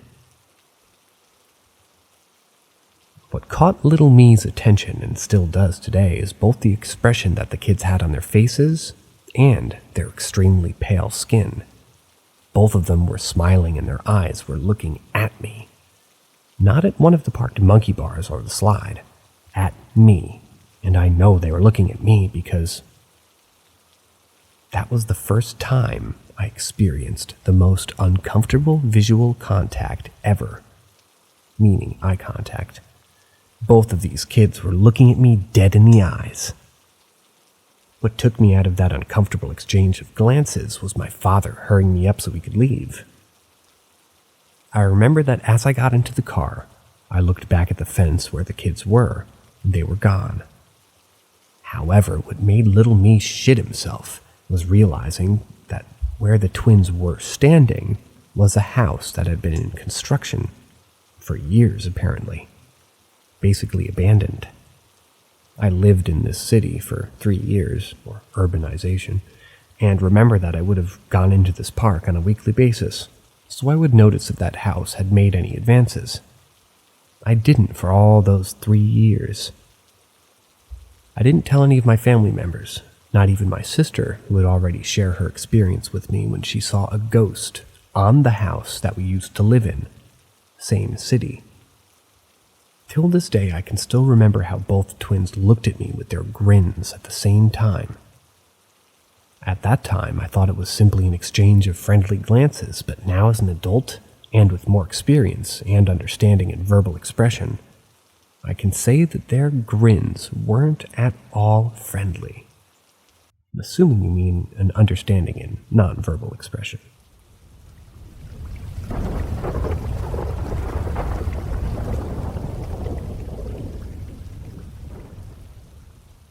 Story number 14.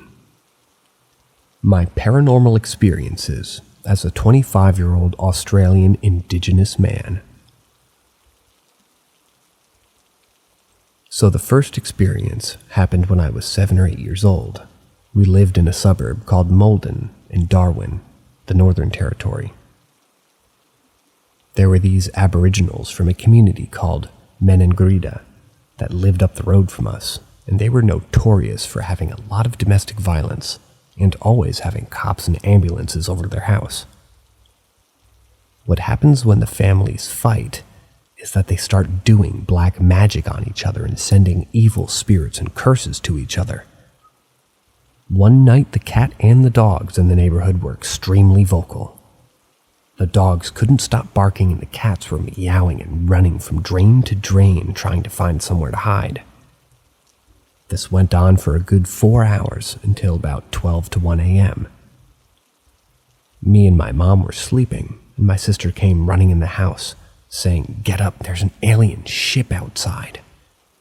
We get up and go outside, and fair enough, there is something that's silver-colored and shaped like a typical saucer that you see in movies, right above the Aboriginal's house. It had lights underneath it projecting onto the ground, going in circles. There was a light blue color, and from the outside going into the center.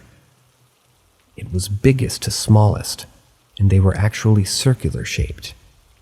The lights just kept twirling around, and I wish I took a video, but back then phones weren't very common. And even if you did have a good phone, the camera quality was terrible back in the early 2000s. It stayed there for a very long time and then left. The next day, we heard of kids that had followed it on their BMX bikes from different suburbs away. This wasn't the only time it happened. It happened at least twice, and every single time it would start off with the dogs and the cats in the neighborhood going crazy. I know it wasn't a fake prop because of the animals and at least 7 to 10 other witnesses that seen it. I seen a video on YouTube of cats sensing earthquakes before they hit, because they have supersonic hearing. And I've also heard that before a natural catastrophe, like a flood, animals will seek high ground a day before it happens. They know things that we don't, for sure. The second weird thing that I seen was when we made a trip to Alice Springs. My sister was dating one of the boys that were from that house, and that family.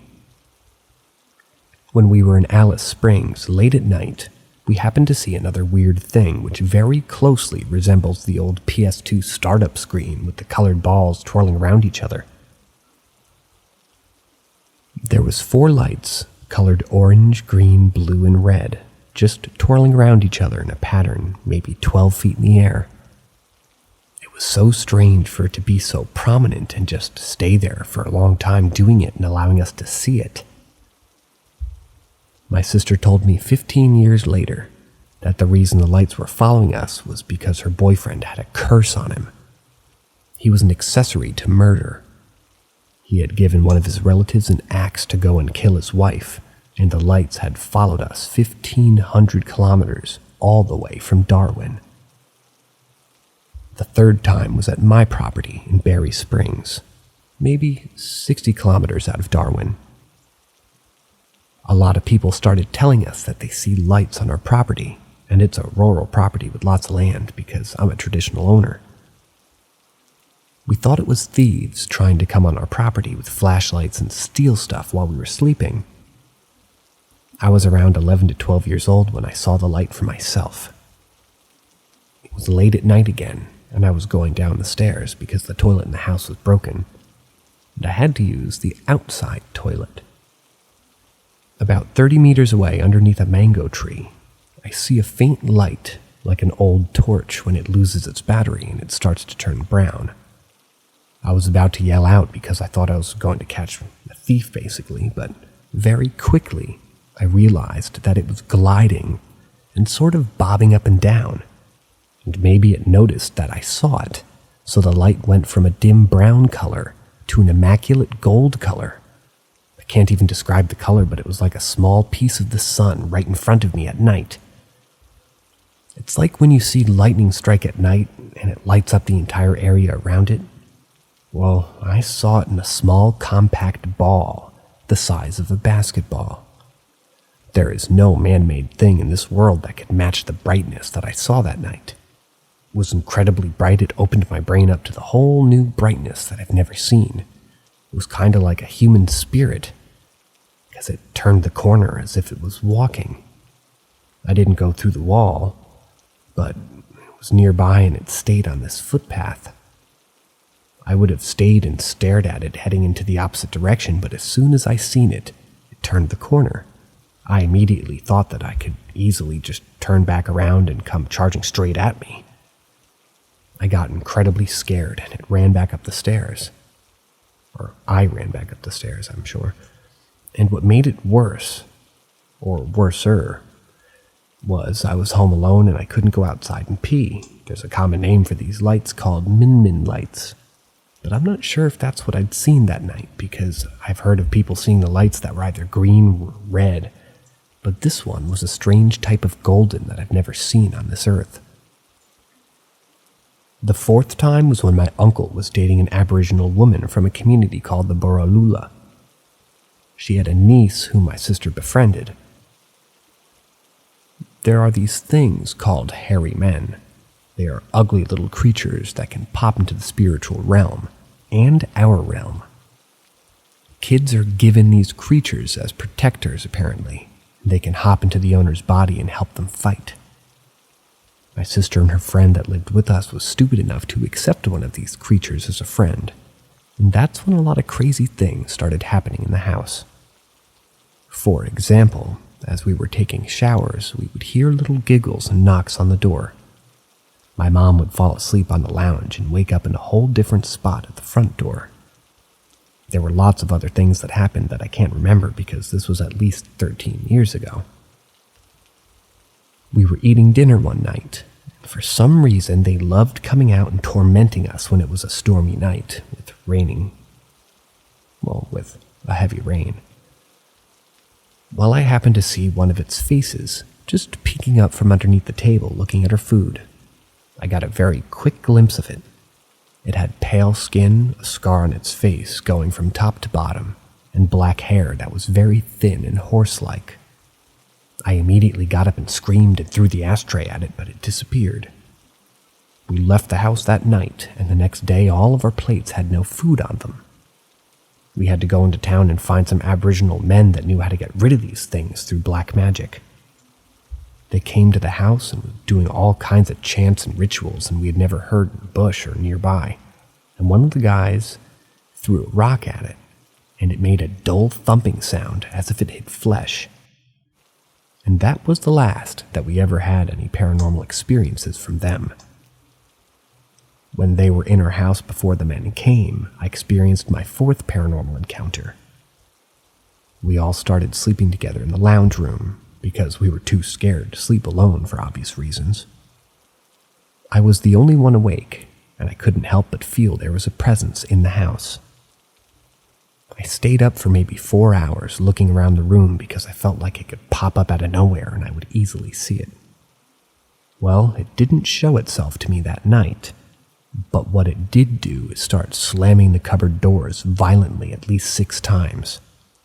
I literally didn't hear any footsteps, but it was like it was on the other side of the wall, slamming the cupboards really hard like it was angry. And that was kind of the most frightening experience of my life, because I was the only person experiencing it. It's true that your fear feeds evil entities, because I was scared that night and I was really focusing on it, giving it my energy. And it was really hard to go to sleep that night too, knowing that this thing had physical strength. But I did end up going to sleep that night out of pure exhaustion of staying up really late. All in all, these experiences have helped me build my faith in becoming a Christian man, because I know for sure that demons exist.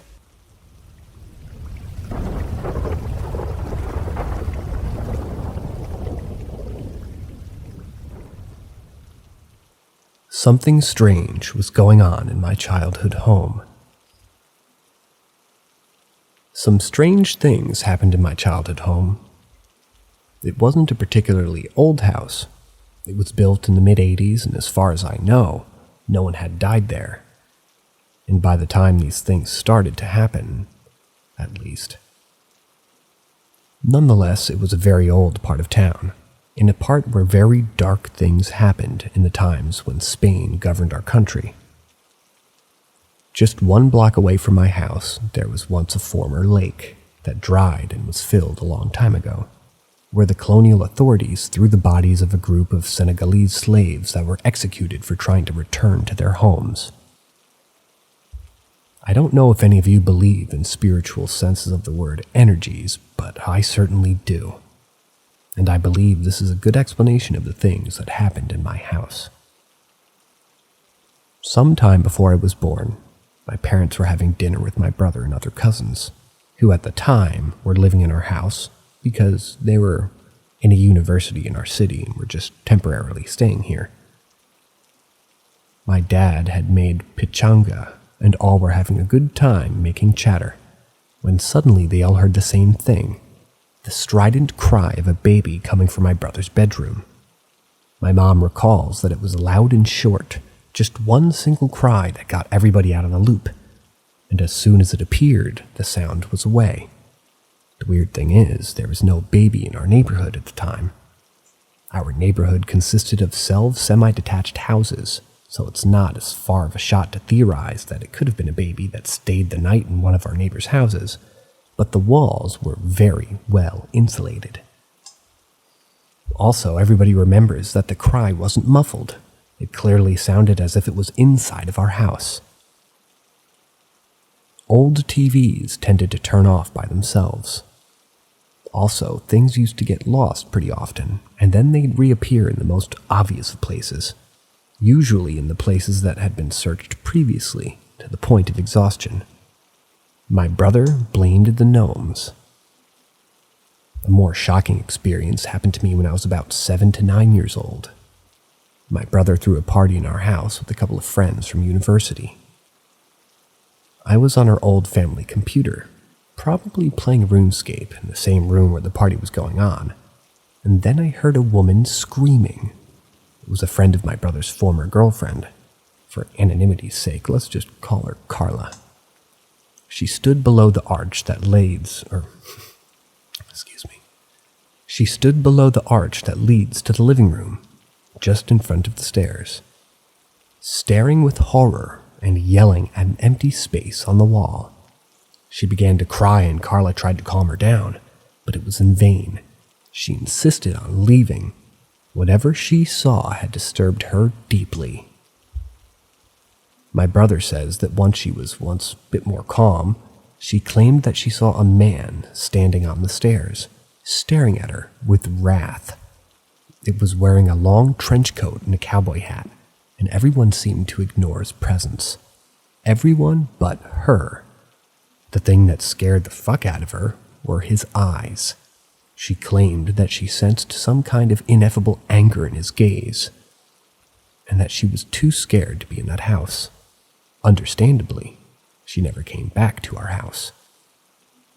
But there is one particular encounter I remember the most, as it is the most unbelievable, unexplainable, illogical, and baffling thing, not just of these stories I've told you, but of my entire life.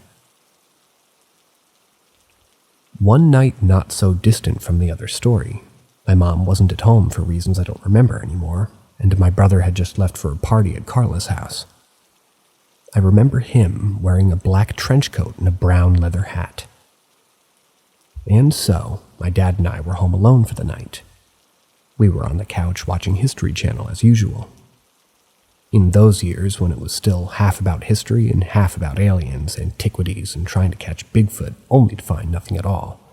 But all of a sudden, we heard the front door slam shut. We naturally turned our heads, and there he was, a man in a leather trench coat and leather hat. His clothing seemed anachronistic, out of time. At the moment, I couldn't get a glance of his eyes as the rim of his cowboy-like hat was tilted down. but I remember he had a 3-day stubble beard and a sharp-faced complexion. He was dressed almost exactly like my brother, and he had the exact same beard style. I remember thinking, oh, my brother's home early. Also, thinking he was my brother, my father tried to talk to him, but he went directly upstairs, ignoring us completely. In that moment, I could get a glance of his eyes. They felt soulless, inhuman. I could not sense any evilness in his eyes, like Carla's friend claimed it did. I remember how he stomped up the steps with haste, almost with anger. I also remember thinking that the man wasn't my brother. His face wasn't similar at all. My dad, skeptic and stubborn as he was still thinking that it was my brother and said to himself, "This fucker came back home drunk again," or something along those lines. After pondering on the strangeness of the situation, my dad asked if I remembered hearing the door being opened, but can't recall if I did. And also, I'd be lying if I said I remember what I answered, because I probably just shrugged. My dad then tried to make me go upstairs to check on my brother's bedroom, but I was scared shitless, and I refused to go there alone. Finally, we both went upstairs, and we entered my brother's bedroom. Behind the threshold, there was nothing but darkness. The lights were off, the windows were closed shut, and there was no sign of anybody being there. My dad checked on the closets, checked the windows, and then checked on the other bedrooms. We were all alone. There was no trail of this... They spelled this wrong. There was no trail of this man. I think they meant anachronistic man. We went back downstairs to continue watching our show, trying to forget what had just happened. But it simply wasn't possible. The absurdity of the situation didn't make that possible. Shortly after, my brother came back home. My dad questioned him about the whole situation, asking him if he had jumped out of the window or something. My brother denied doing such a thing with an expression of bewilderment on his face. That was that. We didn't touch the matter and we moved on with our lives. Some days we would remember while watching a horror movie and say, "Hey, remember that hat man?" And time passed and so on and so forth. At a time I even had forgotten the whole situation for years. And then it simply went back to my head. I remembered the hat man just out of the blue. According to Chilean rural folklore, the Hat Man is an angel of death. To some others, he is the devil, and his presence is nothing but the promise of loss and misfortune. That makes sense because my dad's life was cut short by an anaphylactic shock when I was 12 years old. My life hasn't been the same since his death, both economically and emotionally. After my dad's passing, we eventually moved away from that house. To this day, I still wonder, will I see the Hat Man again?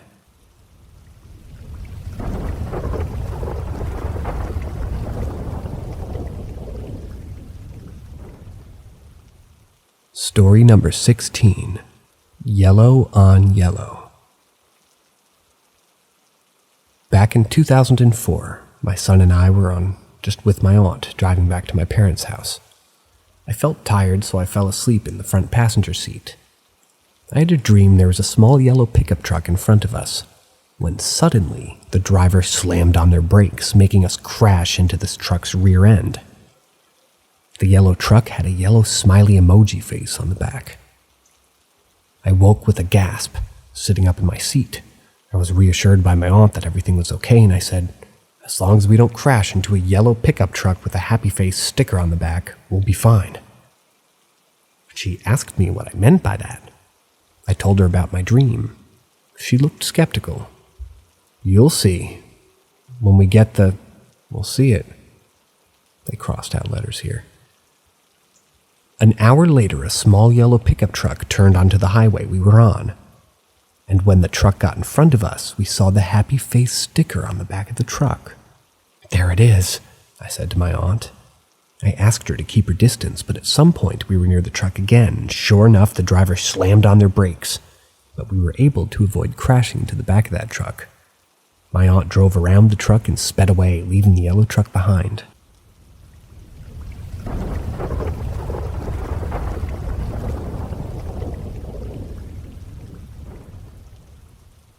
Unexpected Visitor. Story number 17. In 2012, my mom was dying from acute lymphoma. She was in the hospital due to elevated platelets and fever. I was at home, walking through the dining room toward the kitchen, when I saw something sitting in my mom's seat at the head of the dining room table. At first, I thought it was my mom, but the person was male with black hair, dark skin. Kinda looked like my uncle, my mom's brother, but I knew my uncle would never visit us. I realized who it was, and just as I did, the person disappeared. Dazed, I continued to the kitchen when I saw someone sitting on the back step in the backyard. It was the same person, and after a few seconds he disappeared before my eyes. This person died in 1989 from the same illness, all the way in Japan. He shared the same skin and hair color as my mom. One would think that seeing him would make me happy, but I wasn't, because I knew why he had come. He came for my mother because she was dying. This unexpected visitor was my grandfather, her father. A week later, as my mom was dying in her bed, he did come for her, as did my dad, whom died 4 years prior. I felt their presence, and when one of my aunts asked my mother if they're here/there, write it as one word, my mother confirmed that she could see them.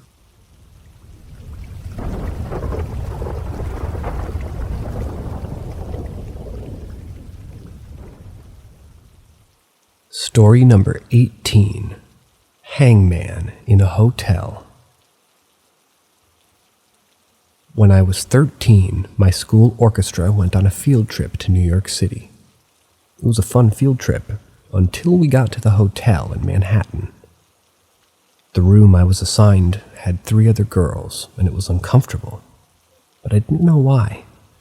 It was unnaturally cold, but before I could adjust the room temperature, we were told that we were going to dinner in Chinatown. I left the room with my roommates, and I forgot about the room. After dinner, the girls in the orchestra got together in one of the girls' rooms.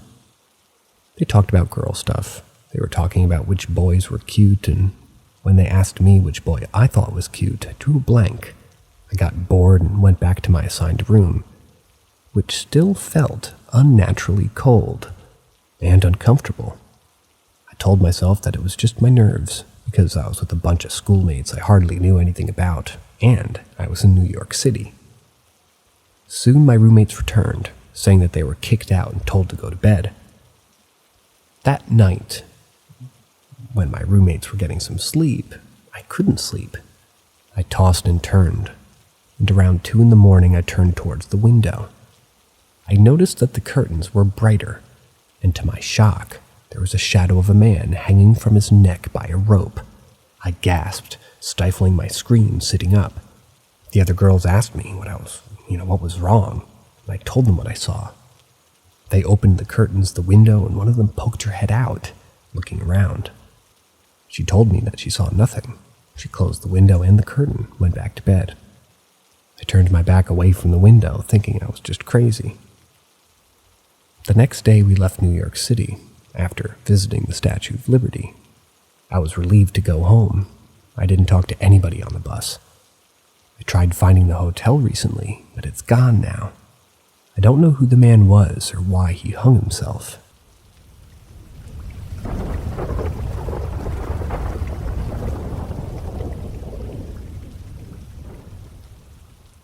Story number 19. There's footsteps with no body walking around my backyard. I have a few friends over, and we went outside after dark just to smoke some cigarettes on the back porch. We kept hearing footsteps outside, but when I shined my flashlight into the yard, nobody was there. The footsteps came really close to us. All 3 of us heard the same thing. One of my friends went out later by herself. She said she heard it step right in front of her, got close enough that she could hear breathing, but nothing was there. It's not 3:30 a.m. My other friend is outside again, And he's still hearing footsteps, too. Is my backyard haunted? What could it be? One of my friends, or just, I guess you could call them a native. And she says it's not a skinwalker. I live in Arizona, where there might be skinwalkers. Because nobody here is drawing one of them in. I'm ordering a Ouija board next month, and I'm going to try to communicate with the entity later. Bad idea. I'm really hoping that it's a good or a neutral entity and not something I have to worry about. As a kid, I was really afraid of my backyard at night, so it's possible the entity has always been here. Or it might be my late brother. What are your thoughts?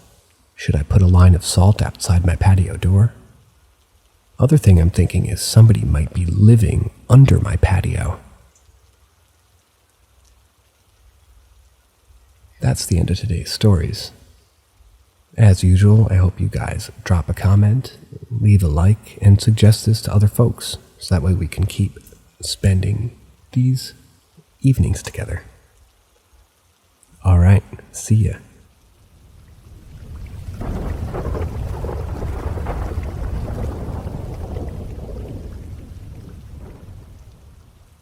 Step into the shadows with us here at Paranormal M. We bring you stories that'll send shivers down your spine. Don't forget to subscribe and activate notifications to stay in the loop with our latest eerie narratives. Feel free to drop a comment and help the algorithm. We hope you have a hair-raising time listening. Story number 1. The Third Floor. This story happened to me about 20 years ago when I was still a sophomore in high school. My aunt and uncle had a 3-story condo that was always kind of off. It wasn't a particularly old or creepy-looking building, in my recollection, but as soon as you set foot inside, there was something in the air that reeked of, quote-unquote, something isn't right. For a little background, the condo's first floor held the living and dining areas, the kitchen and the back door that led to a small patio. The second story was the master bedroom, 2 guest rooms, a bathroom, and a little nook for the washer and dryer. The third floor was a game room with several old video game consoles like an Atari Jaguar and Sega, with my uncle's Star Trek collection in one corner and a door that led to the attic crawl space. It also had a pull-out sofa sleeper for guests. This layout information will be important later. As I grew up, we visited the condo many times, and like I said, the entire building had an odd aura to it. But this all culminated on the 3rd floor. When you walked over the final stair up to the 3rd floor, the air just changed. Where on the 2nd floor, you could hear the sounds of family visiting downstairs and hear traffic outside. On the 3rd floor was always completely silent. The air was heavy, thick. No sounds permeated here, and you always were left with a feeling of being stared at or watched, almost as if you were intruding there. Being kids, my cousin and I would often go up to the 3rd floor to play video games. However, we never really went up there alone, and absolutely never went up there at night. It was just one of those places that felt like it was on a different plane of existence. Its own pocket dimension of silence and gloom. My family had seen and heard things in that condo on multiple occasions. It was common sense that one could hear footsteps pacing up and down the stairs at night. You would see figures out of the corner of your eye. Doors would open and close despite being locked. Objects would move, that sort of thing. One morning I woke up before the adults to find a trail of pennies lying end to end from the 3rd floor all the way down to the kitchen. I remember being a little bit unsettled by this, but not particularly afraid. I was more interested in free money, and greedily put the pennies in my Ziploc baggie to take home. Because these goings-on were relatively benign in nature, my family assumed it to be the spirit of my late grandfather, who was the mischievous sort in life, watching over the house at night. Fast forward to my teenage years, my uncle died suddenly one year. and so a flood of tight-knit family descended on the condo to comfort my aunt and attend to my uncle's funeral. Because there were so many people staying in the condo, my mom, dad, and sister and I were relegated to sleeping upstairs on the 3rd floor. I was creeped out, but figured, hey, how bad could it be? Boy, was I in for a surprise. The day of the funeral came and we all attended the wake, after which the family gathered outside to comfort my aunt, who was sobbing uncontrollably at the loss of her husband. I remember the sound being a gut-wrenching, heartbreaking cry of pure despair. It hurt to listen to. So I quickly retreated from the crowd of onlookers and went to find my cousins, until we were ready to leave. Little did I know that all hell was about to break loose. We got back to the condo and everyone wept and shared stories of my uncle. After some time we all grew tired and decided that it was time for bed. I slept on the sofa, while my mom, dad, and little sister all shared an air mattress down on the floor by the foot of the sofa. What I remember most about that night was the cold. I startled awake in the middle of the night, unsure of what had woken me up, only to be greeted by the most bone-biting, skin-saturating cold I'd ever felt in my life. It permeated the entire 3rd floor, soaking through my clothes and into my body. I shuddered and pulled the blanket tighter around me. I remember being puzzled by the cold, as the 3rd floor usually got uncomfortably warm. I lay there, shivering for a few minutes, and then I heard it. The sound I heard is hard to describe, but it's probably best described as something trying its best to mimic my aunt's sobbing from earlier.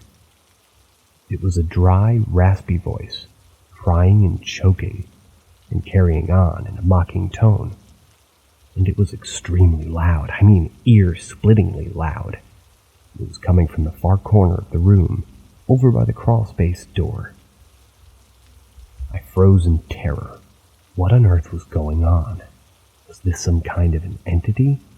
I peeked over the edge of my blanket and gazed into the darkness of the corner of the room. Nothing, of course, was there.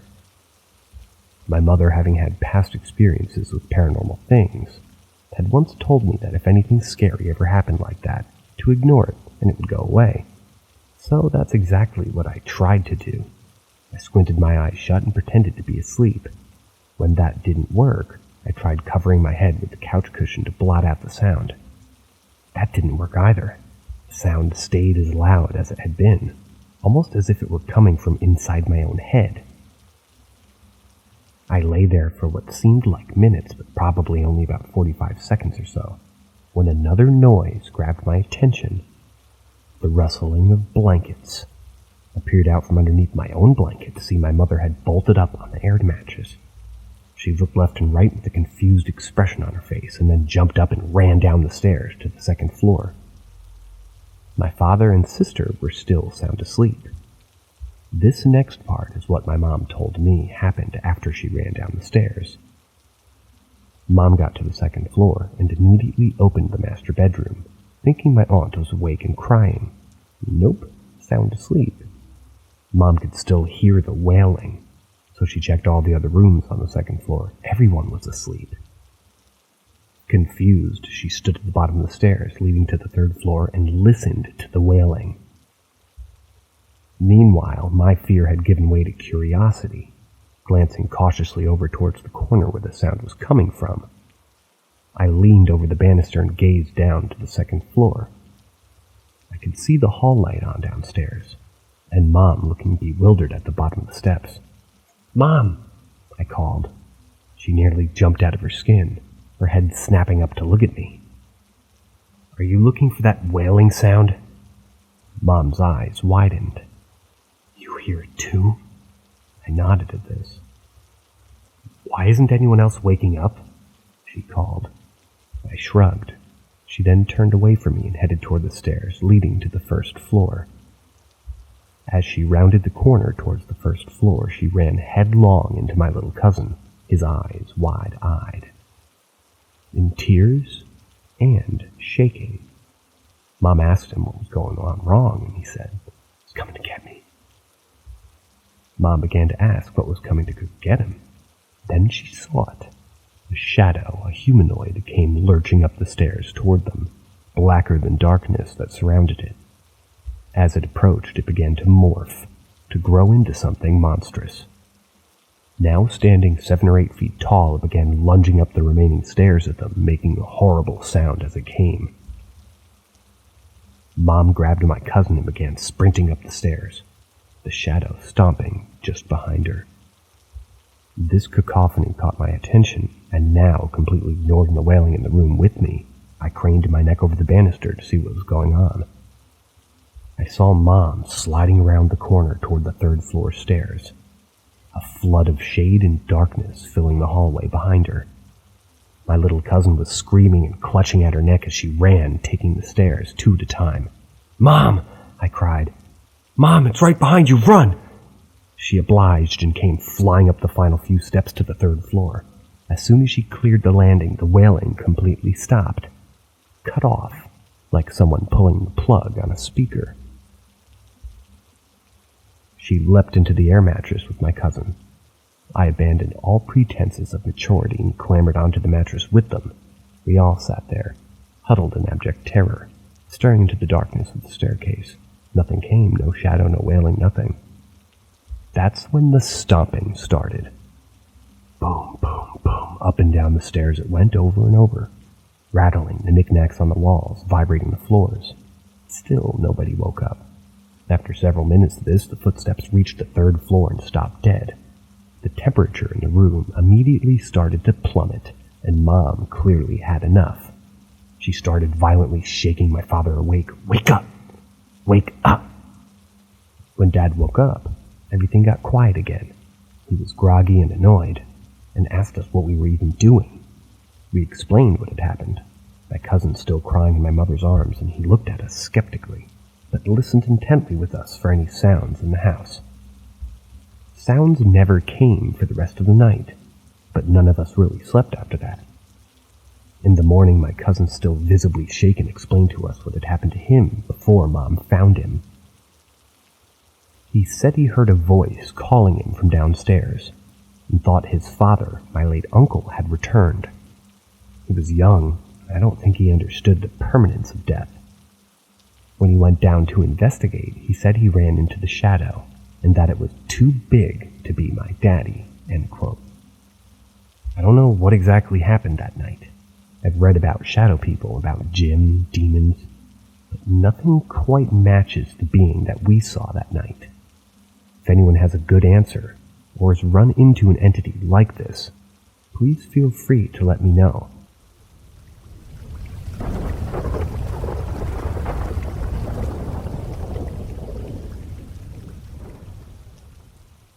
Story number 2. My first formal posting here. I had just graduated from college, year of 2005, moved into an older duplex in northeast Minneapolis with my then boyfriend, now ex-husband. I'm very sensitive, so pick up energy like a sponge. From the moment I entered that house, I knew it was bad news. At that time, I wasn't certain if it was active or residual. Turned out to be both. I remember one of my nights there. My then boyfriend had to head out for Colorado for a wedding. Family friend. I wasn't invited since we've only been together for less than a year. I was organizing DVDs. We had a lot of them. Mostly horror movies. I remember coming to the movie The Grudge. I hated that movie. Me too. I verbally announced that I hated that movie out loud and set it aside in the living room. I came to the end of my organizing and wanted to place The Grudge at the end of the alphabetized horror DVD order. It was now gone. It was literally about a foot away from me when I set it aside. I then began to freak out a bit as I literally recognized something is fucking with me. Spent a good 30 minutes searching this tiny home. Guess where it was? Top shelf of the bedroom closet. The rest of that night sucked. Didn't sleep a wink out of the feeling of being watched, and the energy was just flat out ugly. Following day, I left for his apartment, as I couldn't deal with whatever the hell was in the house by myself. Don't return until he gets home 2 days later. More time passes, and I decided to buy a kitten behind his back.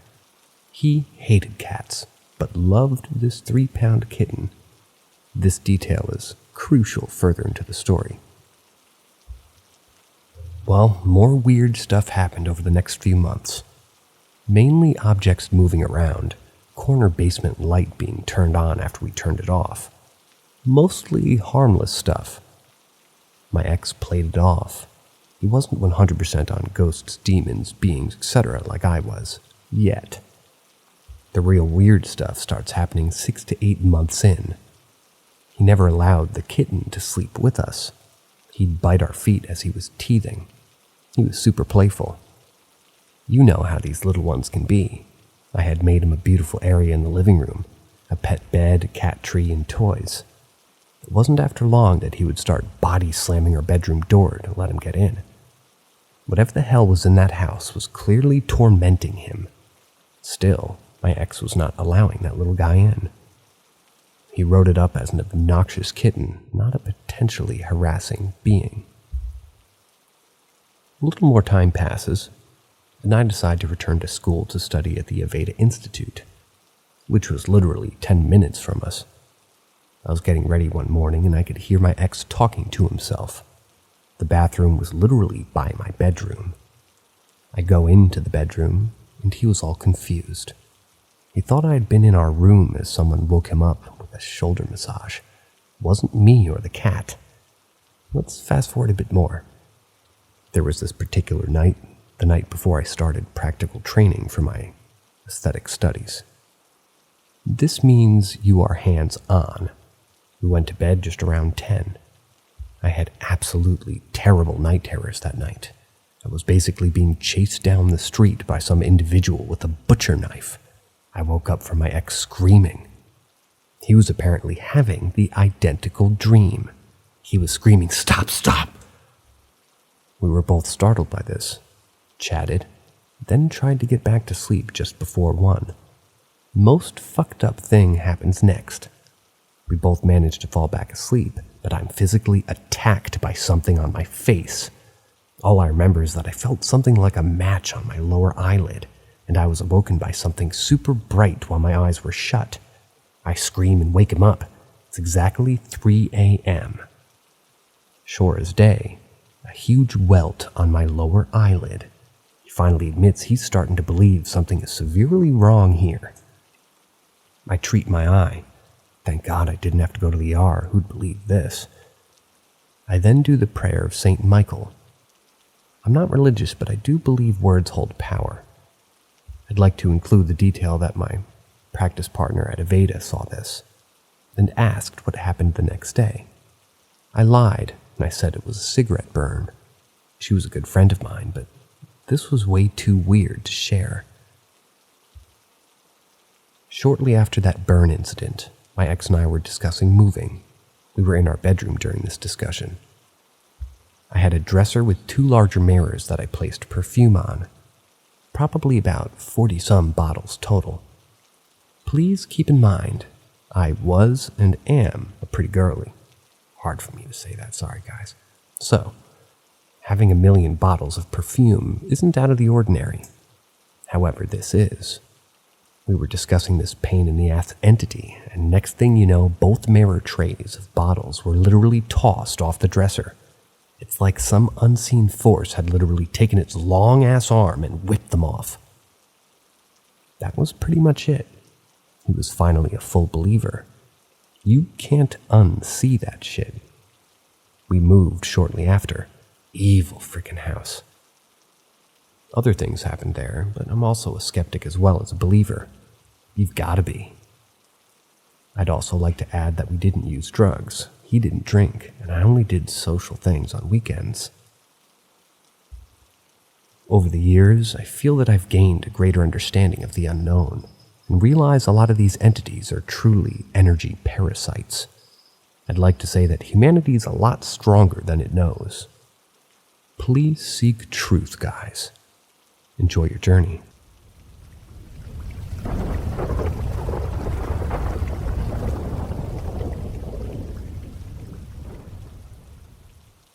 Story number 3. The Wiggler. This is an experience I've had about 2 years ago, and every time I'm outside to get inside my house at night, I can't stop thinking about it. It was late, around 12 or 2 a.m., sometime around then.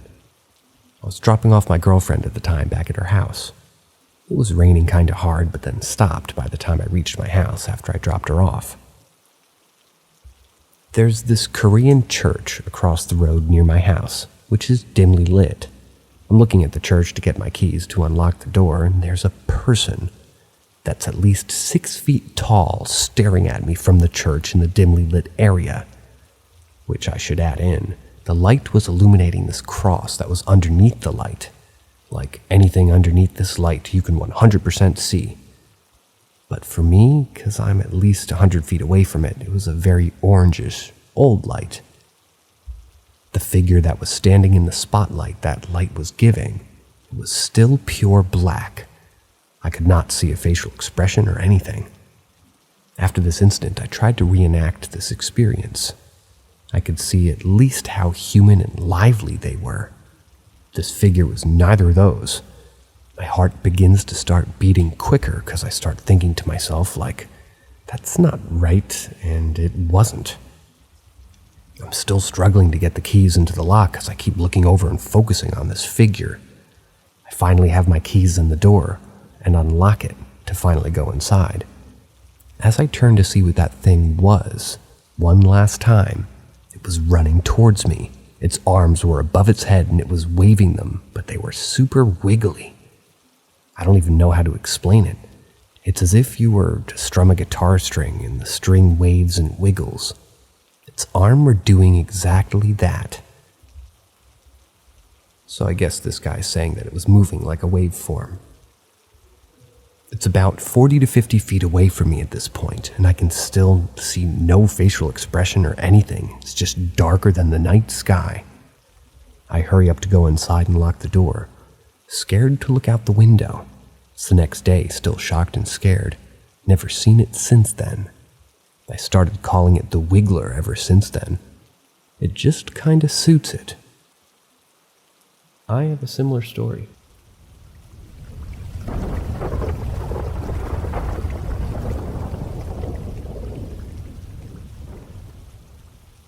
A cry behind a closed door. And my bird. I was invited over by some friends to play some board games one day.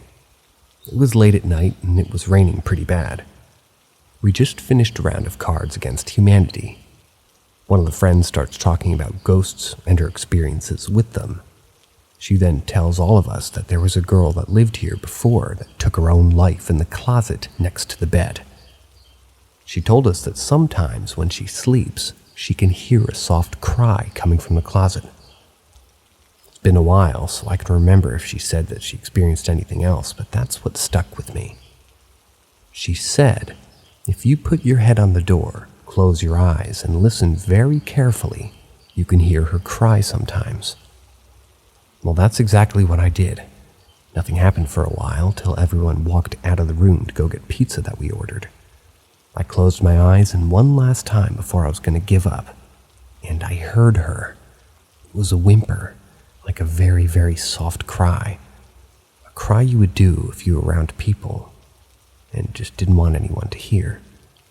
I immediately jumped up and went to go tell everyone, and they were all shocked. One by one they tried, but no one heard a single thing. Everyone gave up, so I went back to the door. After a couple of minutes, I heard her again. Such a soft cry. She was heartbroken. Put my hand on the door and felt so much energy. It's something I've never felt and won't be able to explain. Excitement, fear, both? I'm not even sure. I moved away from the door. Hours passed. We're headed home. I wanted to check to make sure I wasn't just hearing things before I left. I didn't hear her. We went back to my home and talked about it. Such an interesting experience I've been through. This is just scratching the surface of my experiences.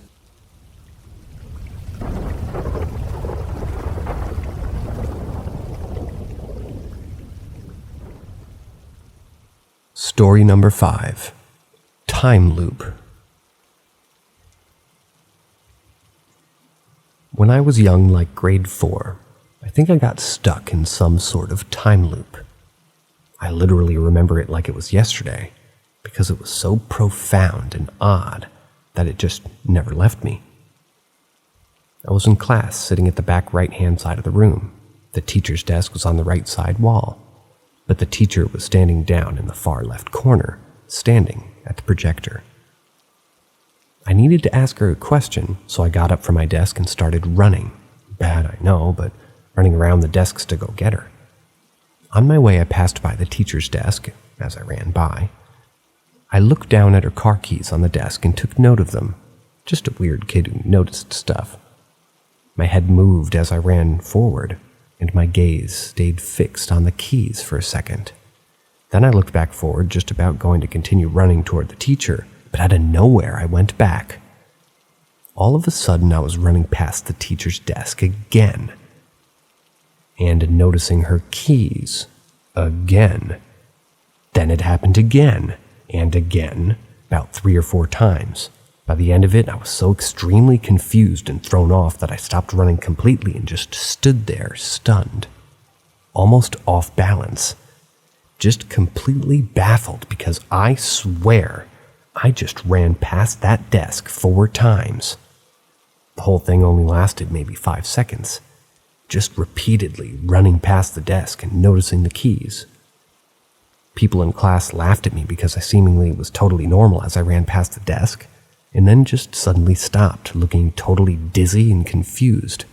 But at my age, my brain just couldn't comprehend what had happened. I didn't know of time and space and odd things like that, so I brushed it off. Maybe a hallucination. But it's bothered me every day since.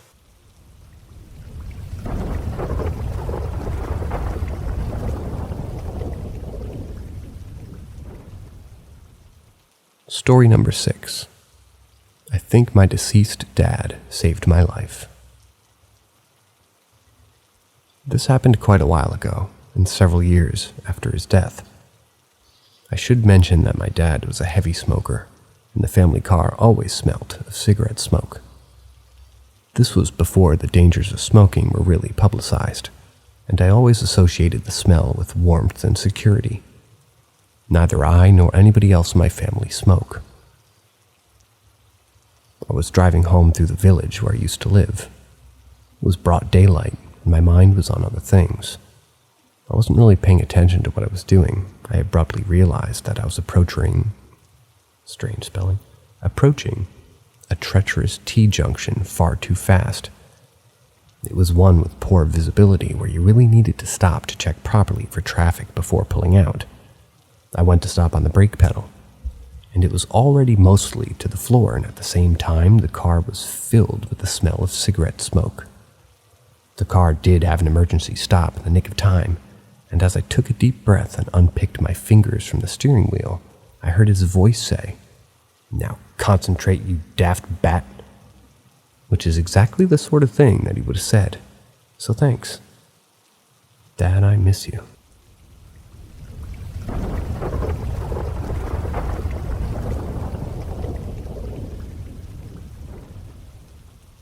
Story number 7.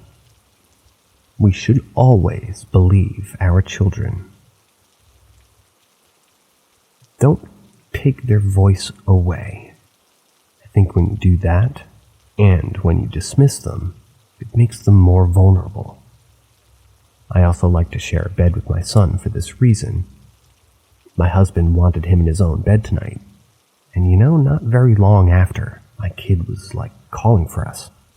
So I got him out and I changed his diaper, and as he's laying on the floor by the crib, or I'm changing his diaper and he's telling me about, "What's that under the crib?"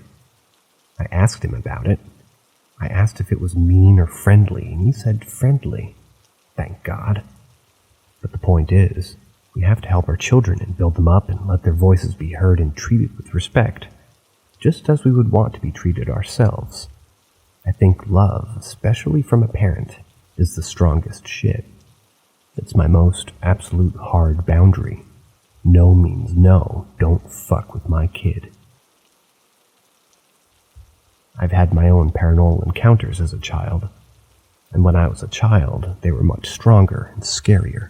But as I've gotten to be an adult, they're not as scary or strong, but I think children are fresh out of the spirit realm, so they're going to be having a stronger connection, and be more likely to see things that we don't. After all, I voice texted this.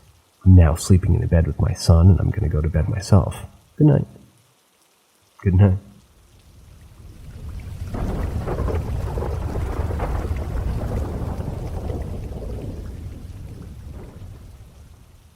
Story number 8. Anyone remember playing with an identical copy of themselves as a kid? I have a pretty decent memory. Obviously, it isn't perfect or anything, but recently, I completely floored my parents when I told them I remember going with my mother and my grandmother to visit my father in prison. He did a stint that was a couple of months. And I remember seeing him in his blue prison uniform and how my mom and grandmother would hold my hands and swing me back and forth a little as he walked. I was 3 at the time. I didn't even realize that I knew he had been in jail until I brought it up one day. I distinctly remember one night that we stayed over at my grandmother's place. I was maybe 5 at most, and she had this creepy-ass collection of stuffed animals hanging from her wall by nails for some godforsaken reason. They looked fine during the day, but scared the shit out of me at night. Never liked spending time with her overnight because of them. One of the reasons this stands out to me now is because of the missing twins. It's the only thing I remember that were on different pages about, you could say. He had no problems with the creepy little fuckers. Conked right out at bedtime, no problem, and in fact, I remember just staring at the little bastards in the middle of the night as he was absolutely passed out beside me, dead to the world. So there it is. There are other memories, of course, but that has always been the one that stuck with me the most. I've never brought it up with my family because I don't want them to think I'm some kind of head case.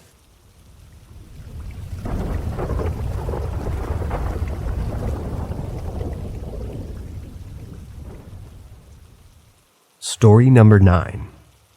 I feel like I'm losing my mind. Okay, so I have 3 kids. 4 years old, 3 years old, and 1 year old. We moved in August, but in our old apartment, my 3-year-old son had said on 2 occasions that there was a man in the closet. I had noticed little things that were weird, but no proof, and I was able to brush it off. So I'm still unaware if that was even real. But we moved in August, so new place. And it was cool, didn't feel any weird things or anything, at least when we moved in. In the last maybe 2 weeks, I feel like things have changed. Husband has been wanting home security cameras for a while, so I went ahead and bought them, totally unrelated. We set them up in our room, kitchen, living room, doorbell, backyard, front, all that. One night we heard a door open, and we're both like, damn, the kids are up. But waited for them to come to our room. No one came, so I had to go check, and they were sleeping. 2. TV was playing by itself all of a sudden in my bedroom. No one was in there. 3. Kitchen Google Hub started playing Twinkle Twinkle Little Star. Full song, then shut off when the song ended and went back to home screen immediately. So I called my husband, and he tells the electronics are faulty sometimes. Fine. He's not a believer, so whatever he tells me needs kind of hard proof. 4. 2 to 3 weeks ago, my oldest daughter kept waking up at night and coming into our room crying and scared. It became a thing for a couple of nights, so the last night she did, and she brought her sister into our room and quickly turned around into the hallway. Her sister called out for her, and she came back in with her hands on her thighs and walked straight to the camera and stared at it for a second. Then came to lay down. It was weird as shit, because she didn't smile or make a silly face, just completely blank. So after that, I decided I needed to know why she was waking up and just why she was waking up so much. She became afraid to go to sleep. I mean, she would do it, but she was afraid. The first night I put the camera, I saw her legs moving all around. Husband says kids sleep crazy, but I swear it looked like her legs were being pulled in the middle of the night. At first it was just her and everyone was telling me restless legs. I thought, okay, that's logical, but I'm still a little scared. I decided to move the kids into a different room after a couple of nights of seeing her legs move every night to see if the same would continue. 2 nights, nothing normal, just everything regular kid movement when sleeping. So I thought, okay, I'm crazy. Well, 3rd night of the kids sleeping in a different room, there goes the legs again, but this time it would switch between the 2 older toddlers. 1-year-old sleeps in my room. I saw my daughter being flipped over. Her legs went up in the air and her upper body was limp and her arms flopped onto the bed. And to me, that doesn't happen. Husband obviously says kids move all kinds of ways sleeping, but in that same night, I saw my daughter being held down as she was trying to get up. It looked like her hair was being held down, and when she finally got up, she went to pull the covers, and I swear to God, it looked like there was a pullback from the blanket. I feel like no matter what my husband sees, he'll never believe it. That same night, the 2 of them had a jump scare in their sleep. I don't know, could have been dreaming, but I had also started to point out the camera towards our bed when we sleep, and noticed my 1-year-old will start to cry, and I won't wake up fast enough. And it looks like their legs are being pulled too, and all of their toes look like they're being curled and flexed when it's happening. I'm so terrified. I stayed up that night, brought the kids into our room, and had nonstop panic attacks and repeated the Our Father over and over again and prayed to God because I have had things happen in my life, but short, quick instances, and then it was done. This isn't letting up, and I'm also second-guessing myself because no one believes me. And God, I want to be so wrong so bad, because if this is real, I don't know what the hell I'm gonna do and what the hell's even gonna happen. I am not going to burn sage, because I've heard that angers them. I'm at a loss, I'm so fucking scared. And I'm trying to be super brave for my kids and trying not to let it feed any of their energy.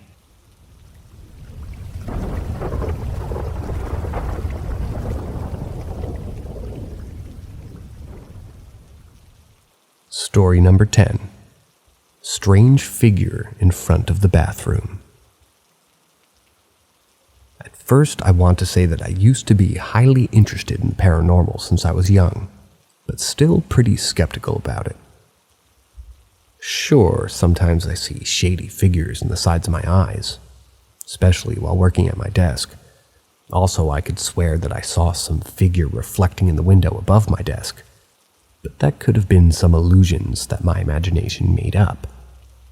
Or sometimes our Amazon Alexa is activating itself, saying things randomly while nobody was in the same room as her.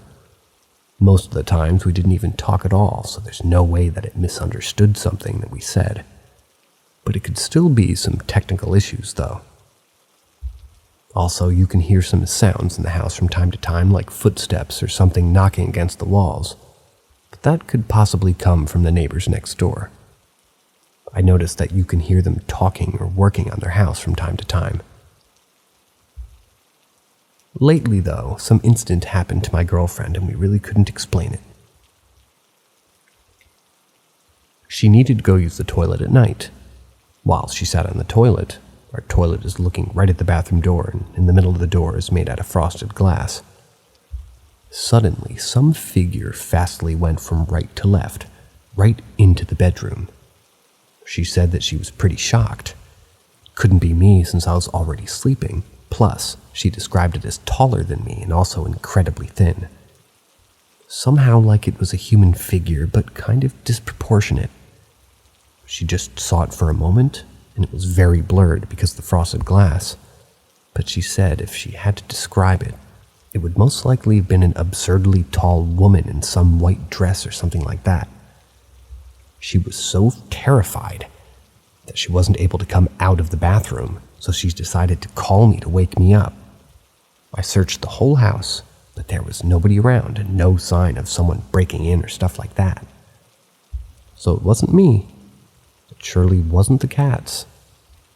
But there also was no stranger around. It was like it came out of nowhere and gone right into nowhere.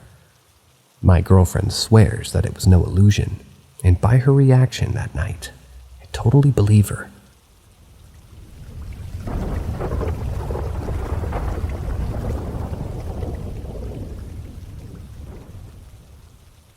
Story number 11.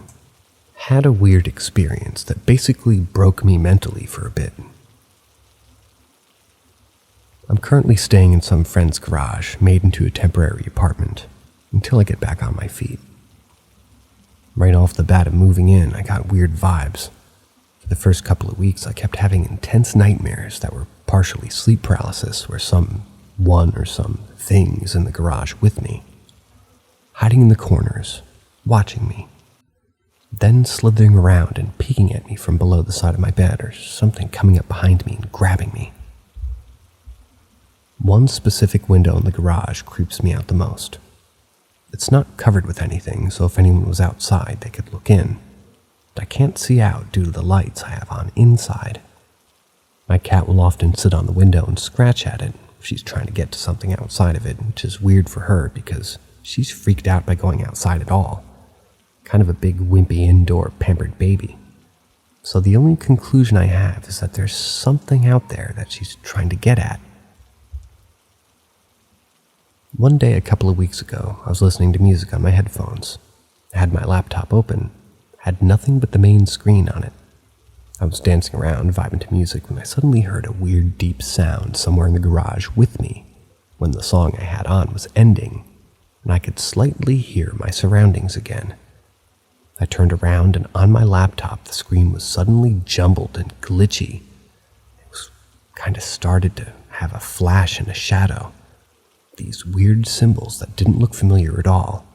I ripped my headphones off, and this terrifying sound was playing from my laptop, like a deep demonic voice that sounded like it was speaking backwards. That's what was playing. It was the scariest thing I'd ever heard in my life, and I love spooky stuff. But this was like the type of evil voice that I've only heard in my absolute worst of nightmares. It resembled the song Masked Ball from the Eyes Wide Shut soundtrack, but way deeper and way more evil and creepy sounding.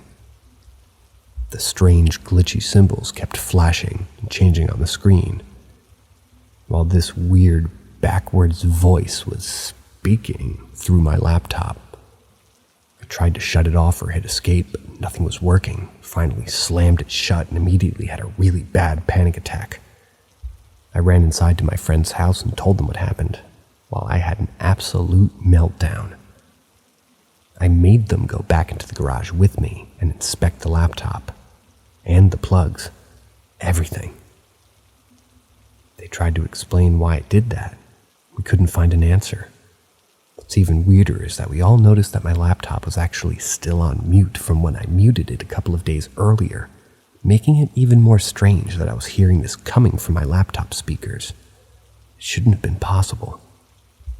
I still have no idea what happened or why.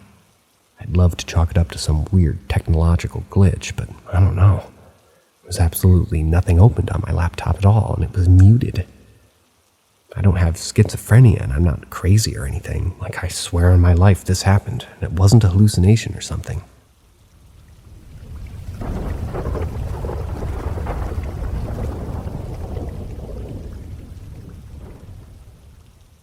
Story number 12. Encounter in the park told by a friend. I was 14 years old, and I was about to set off to school. Before I left, my mom asked me if I had any weird dreams that night. I told her no, I didn't, not thinking anything about it, and then went on my way. Fast forward to getting home. My chore was to walk the dog, a large German shepherd. She was a very calm but protective dog. I set off with the dog down my usual route, which was across the road into a wooded park area, with a river running through the middle. It was a wet autumnal day, leaves everywhere and the ground sodden. While we were walking through the woods and down the path, we get to the bridge. The bridge is wide enough for 2 people side by side to cross, and made of timber to help you envisage it. My dog starts growling all of a sudden as we start crossing this bridge. I look around to see nobody around, and I tell her to, "Come on, stop being silly." She continues to growl and stops in the middle of the bridge. I look down at her again, and she's looking behind us. As I look up in the direction she's facing, there's a girl standing there, right in my face, literally nearly nose to nose. This girl startled me, making me jump. My dog was now barking and growling. I asked this girl if she was okay, but she just stared at me, just staring with a white, pale, gaunt face, all curly red hair down to her shoulders. I got nervous, turned, and walked away with my dog still looking behind, growling. I thought it was strange as I didn't hear this girl approach us on the dead leaves or the wooden bridge. What scared me even more was that she continued to follow us. She maintained a distance, but continued down the path that we were on. At this point, I was fearing for my life slightly, and decided to cut through the wooded, swampy area to my left to reach an exit of the park faster.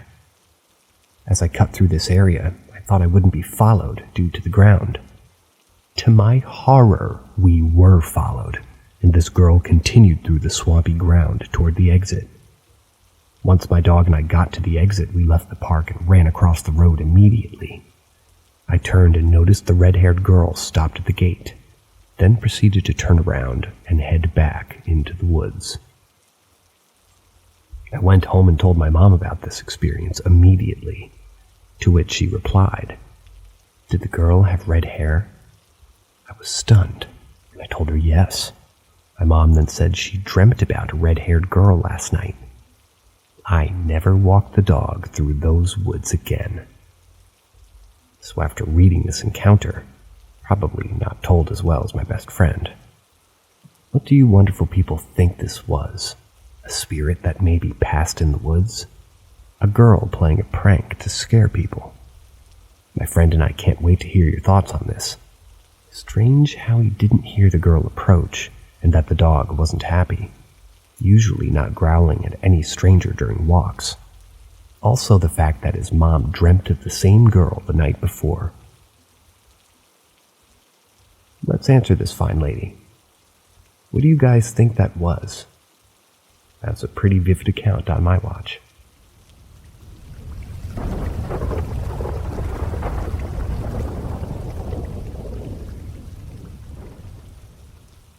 Story number 13. Shocking experience. My husband and I were door dashing one night around 2:50 a.m. We got an order that took us out into the middle of nowhere. The pin on the map showed us the address that was leading into the middle of a crossroad. To the left and right of us was nothing but abandoned service roads, fields for miles, and electrical towers. There wasn't a single person nor house in sight. We were confused, so we called the person who the order was for, and it went to voicemail. In the guy's voicemail was the sound of an air raid siren and a guy screaming, help me, there's a tornado, we're gonna die, save me, please." The man screaming more frantically as the voicemail goes on. There didn't seem to be an end to it either, so I just hang up. I looked at my husband for a minute in complete shock and call again. It is now 3 a.m. The dial tone that you hear when you're waiting for somebody to pick up was different. It changed and made a screeching sound as it went on to my husband, and I noticed that the street lights were off around us. At that exact moment, we both got the feeling of a death shiver down our spines at the same time. So we left, went home, and didn't go back out. When we got home, I got an unknown call on my phone. I didn't answer it, but it felt like it was linked to what happened earlier that night. I think that someone was trying to sacrifice us at 3 a.m. in a crossroad. I don't know. But it seriously felt like we crossed into another dimension that night. As soon as we got away from the crossroad, the feeling of death left.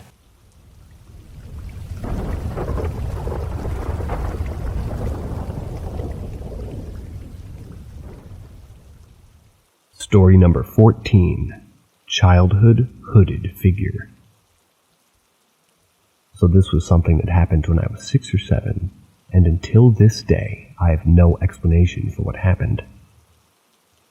So it was during September, a day before starting school, and I was in bed, because my mom always wanted us to sleep early. So, at literally 9 p.m. She was still watching TV, so from my bedroom I could see some light coming into my room.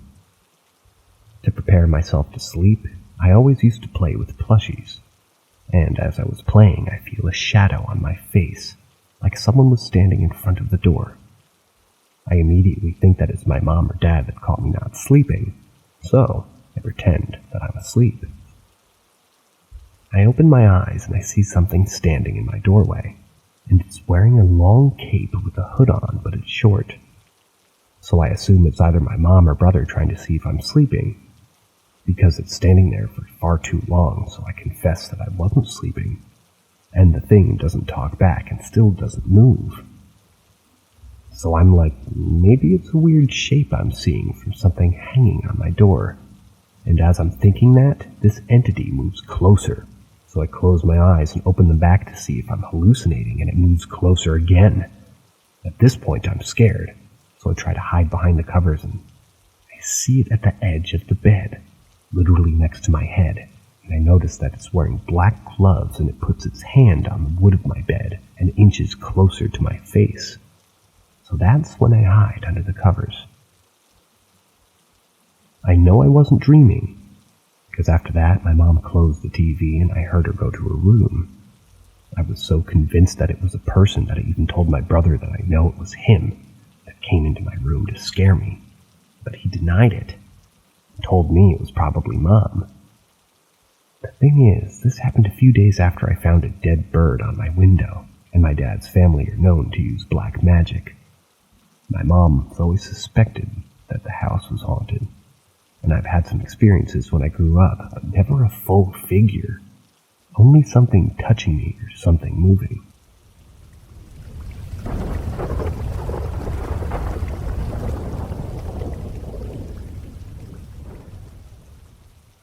Feeling a loved one's presence after death. Not safe for work / extreme language. You've been warned, because I'm going to read it as I write it. I really need some help here, because from a scientific perspective, I don't know how much this could be put down to hallucinations. I've felt my sister's presence before, and I've heard her talk to me, and it seems real as fuck. And this is just after all the ugly stages of grief. It's not when I'm constantly upset. The fact is, skeptics just keep me second-guessing myself, and it feels like mental torture. Mental torture to constantly try and think, is it all in my head? Is it real? Is it hallucinations? Help me out here. I wish they would understand people have legitimate reasons to believe in an afterlife, because it's disheartening hearing that it's just a coping mechanism, and people just believe because, hey, they want it to be true. A man told my mom that she needs to accept her daughter's gone for good, and that she's full of confirmation bias, and I punched the guy when I saw him. It's just condescending. Now he has her second-guessing everything, telling her it's because her mind evolved for this shit, and how we're all insignificant in the grand scheme of things. This shit, I'm not kidding. It's kind of what someone thought would be a good idea to tell a grieving mother. I can't go on not believing. She's just a pile of disgusting ashes now. Screw this. She had a good life. This is all you've got. Bullshit. She was 9, barely even got to live a life. Scientifically, there's still some sort of criteria for hallucinations, right? I really hope when I feel her that she's here, that it's the real deal and I'm not just having my mind playing tricks on me. I don't know why assholes have to ruin one thing that's actually comforting and has been helping so far.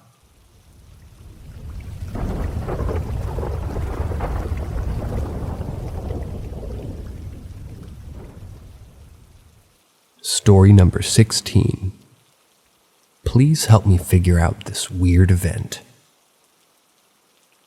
We moved in this house last year because my apartment burned down, and before this event, we'd heard sort of light movements or a sound like footsteps above us. But the floors are old, and sometimes when you move on them, a noise comes, seemingly from above, so I never thought much of it. A month ago, I was smoking outside. My mom and son came outside to ask if I heard it. I didn't even know what it was, and they told me that they heard a sequence of very loud, very hard knocks from above the living room in my house. My house has kind of an attic space above it, but it's just for storage and insulation. I've never ever been up there. My uncle stored some stuff there a couple of weeks before, though. All of our pipes are underneath the house or in between walls. I came inside and started playing a video game when I heard it took. 5 very loud, very heavy knocks. Hard, like a cop would have, be making if it was knocking on your door. I called the cop an it. As if someone was in the attic and stomping or using their fist to knock. I went into the living room and everyone was looking up at the ceiling. I told them I heard it this time. They told me the source of the knocking had moved a little bit.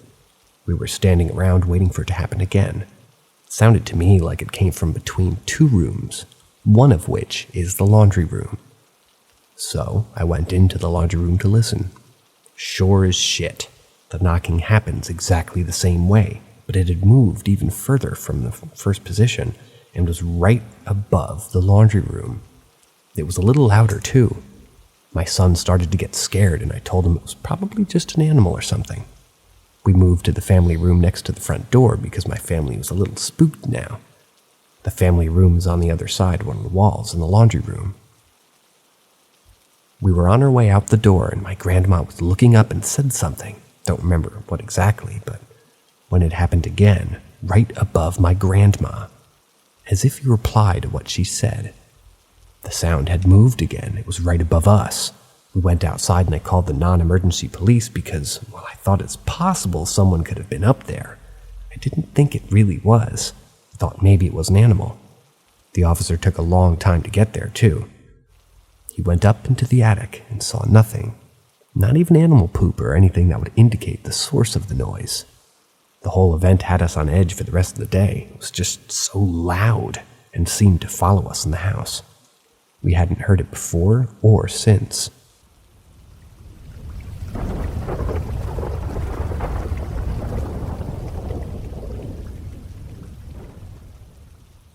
Strange midnight biting incidents. A few nights ago, I was peacefully asleep when I suddenly woke up in the middle of the night.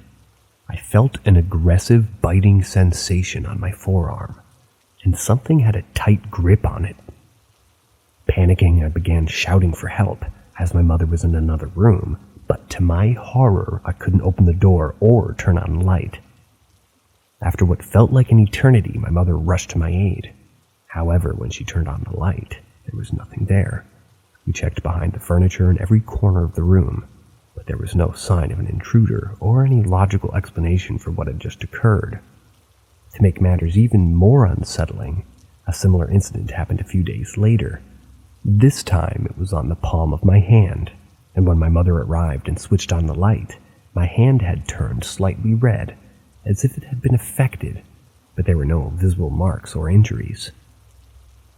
These inexplicable events have left me baffled and frightened, and I can't help but wonder if there might be a supernatural explanation for what I've experienced.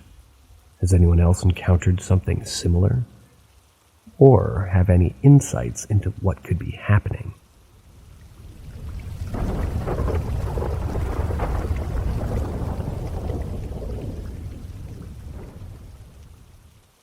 Story number 18. Lifelong recurring dream connects. I met my dead brother. I've had a lot of strange and often reoccurring dreams throughout my childhood. I've always struggled with what they mean. Some were horrifying. People I've never met causing me harm. Some were obviously unrealistic nightmares, but some were weirdly realistic. Not I wake up in bed and go, oh, that was a dream, realistic. It's like I'm doing something, then I black out and wake up in my bed. Those. And I wake from incredibly confused and genuine, and having to consider whether it's actually happened or if it was in fact a dream. One particular dream that I've always sporadically had for the past 15 years was meeting up with my siblings and my father at the Santa Monica Pier. It would start with my siblings and I just getting out of the car at the beach, and we would meet up with our father, and it would be strained, but we would enjoy the day together. The dream would always end with me getting on a roller coaster, strapping in, the car would start up, and I would immediately wake up. I think I had this dream a handful of times. There would be long enough periods in between, years, that I would completely forget about it, and then it would happen again, and I would be confused all over again, especially when I became an adult. I went into foster care as a teenager, and I never spoke to my father. My brother disowned me, and I never got to see my sister. As an adult, I moved out of my home state, and I was on my own. Until I moved back to my home state, my siblings and I reconnected in March of 2022. I fed ducks at the park with my sister and took my brother to Knott's to meet his nephews. The morning of August 5th, 2022, I had the dream again, except it started differently this time. It was my brother, sister, and me, and one other person that I didn't recognize, standing around in a circle. We were all just as grown as we are today, late 20s, and in the middle of the conversation about meeting up with our father at the pier, the man I didn't know seemed to mainly be taking charge of the conversation, essentially setting expectations for the day because of how hard it is to see our father who abused us as children. The conversation ended with the man drawing us all into a group hug and telling us that he loved us. Then we headed to our cars to meet up in Santa Monica, and he took his own car. Then the original dream played out, only it ended with me getting on the roller coaster, strapping in, and the car starting up the track. But the man in the seat beside me was... don't know, I woke up, staring at the ceiling with tears streaming from my eyes. I was raised with 2 siblings, but I had an older brother who was murdered at the age of 4 when I was 6 months old. I have 2 pictures of him, red hair with a slight wavy curl, light eyes, and smiling. The man in my dreams was as tall and handsome as my older brother, as built as my father, had my sister's hair color and complexion, red, fair, and freckled, and my mischievous grin. It only took a few waking moments to realize that the man in my dreams was a grown version of my dead older brother. December 1st, 1996. My siblings and I were attacked by our foster mom. We were immediately hospitalized, but my older brother died the next day, a week after his 4th birthday. I was 6 months old.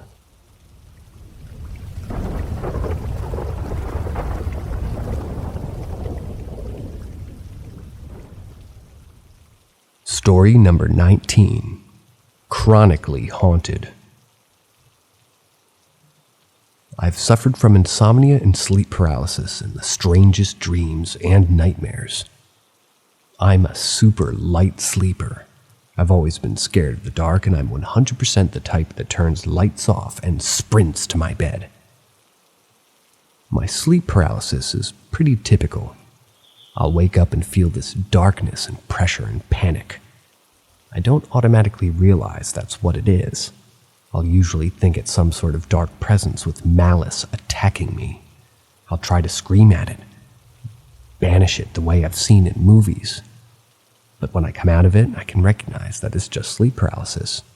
That being said, there are other things that have happened revolving around my sleep that I can't rightly explain. There are a few instances I can recall, but at the forefront of my mind was the experience at my grandfather's house. I lived with my grandfather for almost a year. For almost the entire time, everything was normal. But one night as I was sleeping, I felt something touch my foot. So typical, scary movie. But I swear I felt something wrap around my ankle. I had a toddler and there was a cat in the house, so I figured it was just one of them on my leg. I'm not big on being touched while I sleep, so I got angry and shook it off, and I felt my foot connect with something solid, kick it, and I heard it hit the ground. What happened next struck me with terror. An ungodly yowl, not like an angry cat, like some sort of demon. I immediately sat up and saw some human-like woman crawling back and forth on the ground, looking extremely agitated. I scooted back against the headboard, looked at the window, and then back at the floor, but it was gone. When I checked the time, I saw it was around 4 a.m. I couldn't leave the bed before the sun came up because I was terrified. When I spoke to my grandfather about it, he let me know that his mother-in-law used to live in that room and died of dementia. He said that she's haunting the house and was probably the woman I saw based on my description. I didn't get along with her daughter, my grandfather's wife, so I guess it kind of makes sense that she would want to scare me off. It makes me sick to think about it.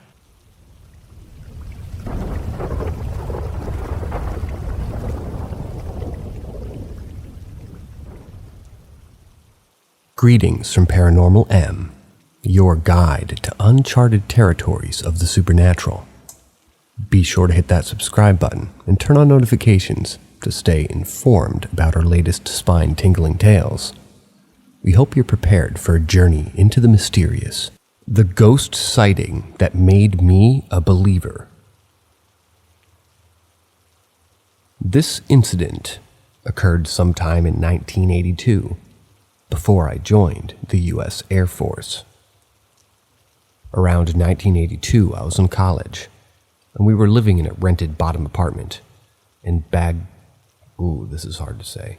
It's a city in the Philippines, so bear with me. Baguio City. We had one bathroom near the entranceway. My bed was facing the door, which faced down the hallway where the bathroom is. On occasion, I would get up in the middle of the night and use the bathroom, and this night was one of those nights. Just as I was about to get up and go to the bathroom, I see my mom in her nightgown pass by my door. She goes down the hallway to the bathroom. I was sure it was my mom because it looked like the nightgown that she wears, and she had short hair exactly like my mom's. I didn't see the face, only the back of her head. My first thought was, oh great, I gotta pee and now I gotta wait for Mom. After a few minutes, Mom had not left the bathroom, and I was getting impatient because I had to pee. Finally, I called out, Mom, can you hurry it up? I gotta go pee. No response. I called out again and still no response. Just great. So, I got up and walked down the hallway to the bathroom and saw that the bathroom door was open. I ask, Mom, you there? You okay? No response. I open the door and no one is in there at all. I'm confused at this point because there's no way that she could have left the bathroom and gone back to bed without me seeing. And I'm also freaked out, but I still have to go pee. I go back to bed and can't get back to sleep. I asked my mom in the morning if she had gone to the bathroom last night. She said that she didn't. I later found out that the owner's niece had killed herself upstairs, and they showed me her picture, and it looked exactly like the figure I had seen. But this wasn't the only incident to happen in that house. One night I was woken by 3 loud steps on the side of the dresser that was next to my bed. I mean, they were loud slaps. I was confused. This was before I had the sighting. I tried to replicate how hard you'd have to slap the dresser to get that sound.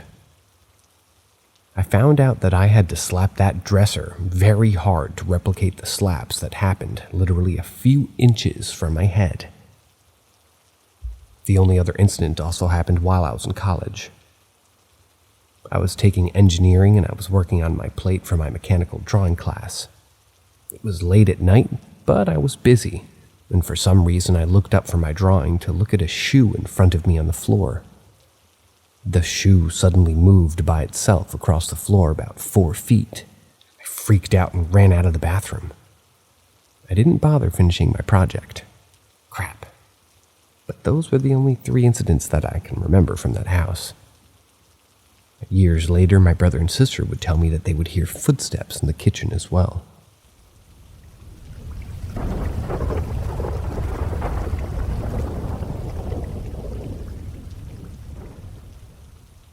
Story number 2. Coworker and I saw a ghost in daylight. This occurred around 1990 at Clark Air Base in the Philippines, while I was stationed there as a radio operator.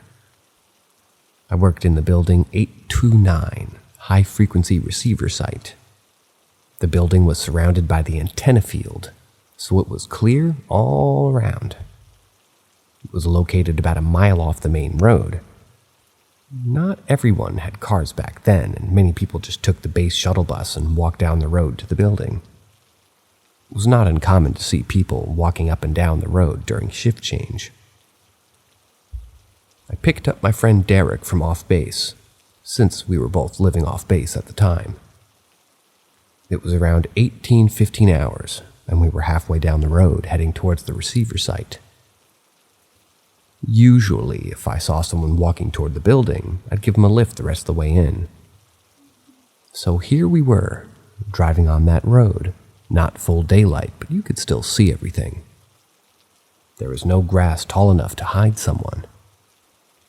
As I'm driving, I see a person walking toward the building, so I think to myself that I would give this guy a lift. I could see the person pretty well. It was just a male wearing a white shirt and blue jeans. As the car gets within 50 feet, the person simply vanishes in front of my eyes. I was too shocked to say anything, and I was not about to say anything to my friend in the passenger seat. Then Derek says, "Did you see that? Where did that guy go?" I responded, "Yeah, I did. I wasn't going to say anything, though." So I stopped the car and we both got out to see where the guy went. Nothing. There was no one else but us, and no one else walking down the road at all. We got back in the car and drove into work. Later on, I kept saying that we saw a ghost, but Derek refused to admit it. He would only say that he saw something, but would not say that it was a ghost. That was my only visual sighting at Clark, but there was another unexplainable incident that happened in that building.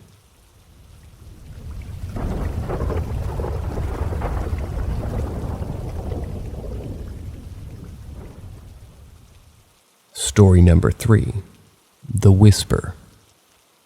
A little bit of background story about me. I don't like people touching me, hugging me, or sometimes going into people's houses. Why? Well, when people touch me, I feel things that I can't describe in words. I feel that they did something bad, like they got into a really bad fight, or even worse. When a guy has done something bad to a girl, use your imagination there. So when I walk into places that I don't know, I feel like when someone's died in the apartment and that kind of thing.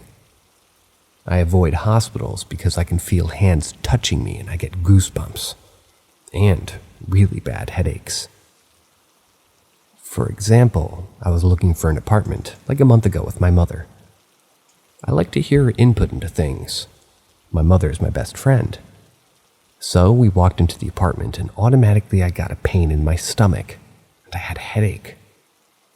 My mother and I developed a language that only her and I can understand.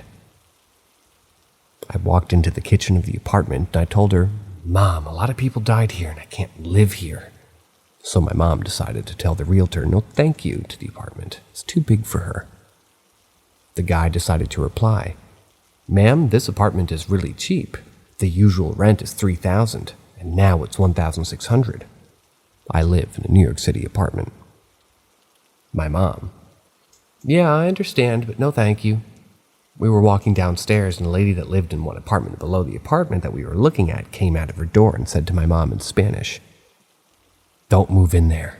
The family had died in there a month ago. He's not going to tell you that. Good night." Closed the door. The realtor said, "What did she say?" My mom replied. She said, welcome to the building. If you have any packages, I'll pick them up for you. She lied. So the realtor looked kind of weird. As we walked home, I told my mom what I told you. I'm not crazy. Another story. My sister, when she was 15, had a horrible habit of inviting friends over, and they would sleep on the couch. So having odd people in my apartment wasn't odd to me. So one night I went out drinking with friends, came back home, and as I was walking down the hallway, there was a guy that was standing up against the wall to let me pass to the bathroom. I said, yeah, excuse me, and good night. He replied with, sure, hon, go ahead. I went to the bathroom, closed the door, and as I was using the bathroom, I thought to myself, wait, no one is home. My sister's in Pennsylvania. My mom works overnight. Who the hell was that? I opened the door slowly, and no one was there. I told my mom what happened next morning, and of course she went to tell the neighbor next door. So the neighbors told my mother. The couple that lived there, the boyfriend stabbed the other guy because he was cheating on him. Then the other guy killed himself in your daughter's room. My room. Creepy. Where did all that happen? Yeah, it happened in the hallway. So you get the point that I feel things and sometimes even see things that I can't explain. In the apartment that I live in right now, there's a shadow that likes to sit at the foot of my bed and just likes to watch me sleep. The reason I'm moving, by the way. You feel the weight at the foot of the bed. It just sits there and watches. The Salem Story. I went to visit my little sister's best friend. I need to take a break from the pandemic bullshit. I went to Boston while I was still safe to visit. My friend picked me up from the airport, and that was nice of her. Anywho, since I arrived in Boston super early in the morning, she decided that it would be nice for me to visit Salem, a small town. Very cute, by the way. Backstory. My sister and I have a thing that we would get our palm read by a psychic, or our cards read. The lady that we used to go to, she was a nice old lady. About to lose her sight, she would tell me stuff. At some point, it would seem like it was all bull, but oddly enough, everything that she said did come true. The last time I saw her, she said, "You have a good aura. You're so kind. You'd like to help people. Your heart is the biggest downfall." Don't worry. Other worldly people see that, and they love that about you. But back to the Salem story. So I went to this shop. Can't remember the name. It had a sort of witch stuff, dolls, potions, herbs, even candles to do some black magic. I don't believe in any of that stuff, personally, but to the people who do believe in it, I respect your beliefs. There was a sign that said, "Card reading. Please make an appointment." I looked around and there was an employee at the shop fixing some candles. He said, "Yeah, go to the cashier, make an appointment, and she can help you." I did make the appointment. The guy reads my cards.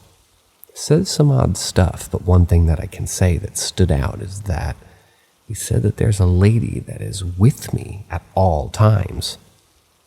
I said, "Who?" He replied that she said that she is the lady with the roses. Lots of roses. My grandmother had a thing with roses. She had 3 gardens filled with roses, yellow, red, pink, you name it, she would have them. I told the guy my grandmother's nickname. He said, "Yes." She's shaking her head up and down. Okay, odd. I'm not going to tell you the rest of the reading because that's personal. After I left the shop, I was drained. I told her to take me home. So, about 1 p.m. or so, I need to sleep. And my sister's friend lives right across the cemetery. It looked really pretty and peaceful. In New York, the cemeteries look odd, and personally I feel like all the dead people are piled up on top of each other like there's no walking space. So I left the store uneased. Had a migraine that came out of nowhere right after I left the shop. I told my friend I had a headache, and mentally I was so drained that I don't really know what happened in that shop. I felt like I worked 36 hours straight, so I fell asleep and woke up in the middle of the night. I woke up to someone whispering in my ear really fast. Like when the commercial people are trying to read you the TRRs, that fast. I woke up and I couldn't move at all. I was stiff on my friend's daughter's bed. I started to pray mentally because I couldn't even move my mouth. The whisper just kept on getting faster and faster, so I did what my mother had told me. Munchkin, when you feel like that, pray to your grandma. She's always with you in your heart. So I prayed to my grandmother, and I said, whoever's trying to communicate, stop it. The whisper stopped. I got up to get a drink of water downstairs. The house felt odd. I felt like someone was looking at me. I hate that feeling, so I ran up the stairs to get into bed again. Oddly enough, the shades started to move, like there's a wind coming into the bedroom. What the fuck? Felt cold. I fell asleep again though, but this time wearing a hoodie. Socks, too. The fuzzy kind. In the morning I woke up and told my friend what happened. She said something that was odd. That room is always odd. It's always cold. It would be 100 degrees outside and it's always cold. We had one of those guys, that tech guys, to come and check if there was a hole in the house or what. He said that the house is completely sealed. That the room shouldn't be that cold. I told her about the whisper, of course. She laughed it off. The next morning I wanted to go back to the shop. I wanted to see the guy again. Because of the pandemic, there was a line, so a friend of mine just said that wait a bit online. But it was taking way too long. So I passed by the shop, and since its shop has windows that are pretty big, I passed by, and all the employees in that shop turned their heads to look at me. The card guy, the cashier, and the herb lady. They didn't have any customers waiting either. I looked back at them and the card guy smiled, but it didn't seem normal. He looked really creepy and his teeth didn't look normal at all. So guess what? When my mother said to never walk into places that people like to drain you, meaning energy-wise, I always thought my mom was a little superstitious, but she hasn't been wrong so far. Munchkin, they feel your light, your love, and other people want that. People who cannot see. So the question is, what am I?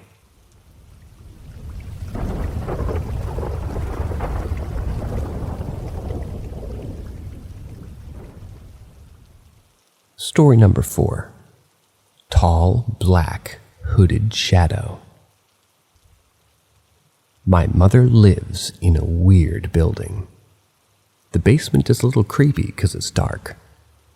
You have to go into the basement to go throw out the garbage. So basically you take the elevator to the cellar. On your left-hand side, it's like a weird space where other tenants can store their stuff. And to your right is the laundry room. Keep on walking and there's a door that leads to the garbage room. So my daughter and I took the lift to the cellar. Right when we're getting out, I looked to the right and for a split second, I saw a really tall guy. Everyone is taller than me. I'm like 5 feet tall. Anyhow, my daughter had one bag and I had boxes on my hands. I saw the guy and I thought it was a tenant fixing his stuff, and possibly the cellar. My daughter and I kept on walking and I told her, "Hey, keep the door open, a guy's about to come out. Be nice." So my daughter looked back and no one was there at all. I told her, "Well, that's weird. There was a guy there with a black hoodie just standing there. He was breathing really hard too. I assumed he was lifting boxes and probably tired, because that's how it sounded."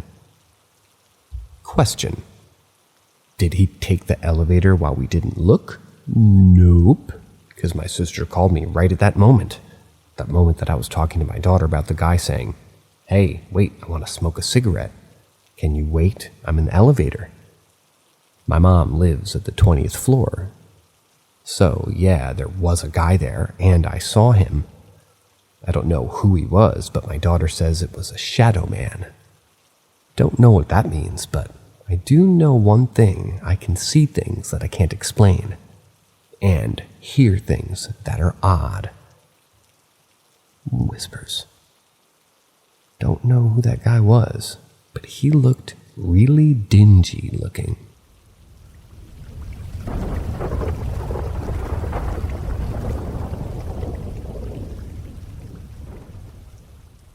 Story number 5. Who was that? So this morning I woke up to my phone dinging. I had a fraud charge on my card. I told myself, fine, this is how we're going to start this day. No worries, I got you. A few days ago I changed my curtains from lavender color to red. There was too much light coming in. Anyhow, my bed is right next to one of my windows, and I have a drawer thing for my clothes. So I'm calling my bank to talk about the stupid charge. I walked toward my kitchen to feed my cats. They were making too much noise, probably because they were hungry. So I walk back to my room and get some clothes to change and start my day. While I'm pulling out my bra, I see this shadow on my window, and I'm like, what the fucking creep is trying to look in at me? I share a room with my kid. I'm an adult in New York. Rent prices are not cheap, so I tell my kid, hey look, there's a man in the window. She got up and opened her eyes. This is the kid talking now. Mom, that's just the shape of a building. It's stupid. It's not a ghost. This is me. No, that can't be, because the houses are short. And who's going to be outside in this weather with only a t-shirt? This is the kid. Let me take a picture and look outside. It's probably an antenna. It's okay, Mom. Don't freak out. Just move the curtain. Me. Okay. So I moved the curtain. Went to go get coffee and came back to the room. My kid said, Mom, there's too much light close to the curtain. Then this happened. Hey, the shape is gone. Kid. What the fuck? Mom, now this is creepy. I moved the curtain again and again. Maybe there's a stain from a fabric softener or something. Nope. So now I'm working from home and I'm shaking. My kid keeps on walking in and out of the room to the living room. I knew there was something in this apartment.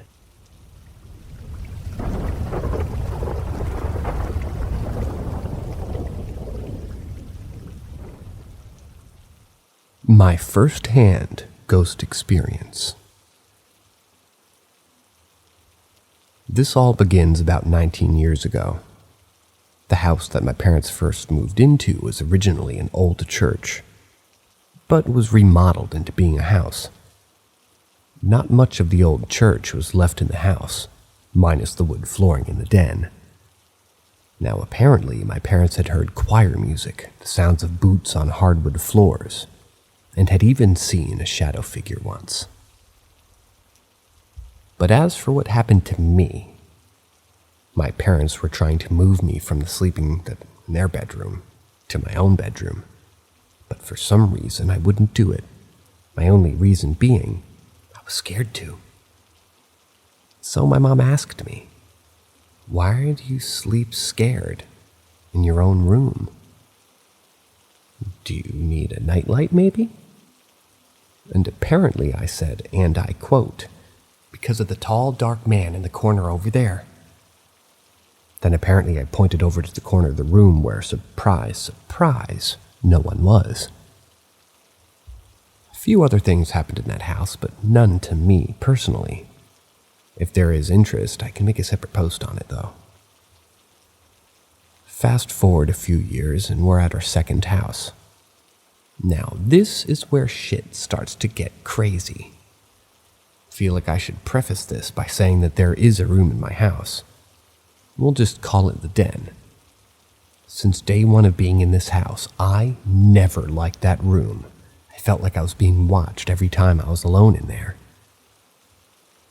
So I did everything in my power to stay out of that room. I still do, even to this day. The first incident was when I was no older than 9 or 10. It was the last day of school for me and my little brother Mark. Me, my mom, and Mark were at our house. Mark realized he left his towel at school and needed to go back and get it. My mom then turns to me and said, "Are you okay staying at the house for 10 minutes while we go back up to the school and get it?" I said I was. The school is less than a mile from where we were at. A few minutes after they left, I was sitting in the living room and I start to hear my mom and Mark talking to my mother in their bathroom. Even though I'm completely home alone, I then hear them start to laugh. Then it stops and everything was quiet. A few minutes later, my mom and Mark walked back into the house. However, 10-year-old me didn't even bother to mention it for some reason. A few years go by until the next incident. Now, before we keep going, I need to explain two things, dear reader. First thing, I need to tell you that personally, I am very much a night owl. Staying up to 3 or 4 in the morning is nothing new to me. The second thing, in my house, there's a hallway. At one end is the front door, and at the other end is the back door. Now, this hallway has 4 doorways and entryways. The den, the office, the kitchen, and my parents' room. The kitchen has a bar, so you're able to see the whole living room and into my parents' room, if their door is open. And then further up next to the front door is the den. This next story takes place a few months ago, around 2-ish at night. I'm standing in the kitchen washing dishes. And as I'm doing so, I hear 2 things crystal fucking clear coming from the den down the hallway.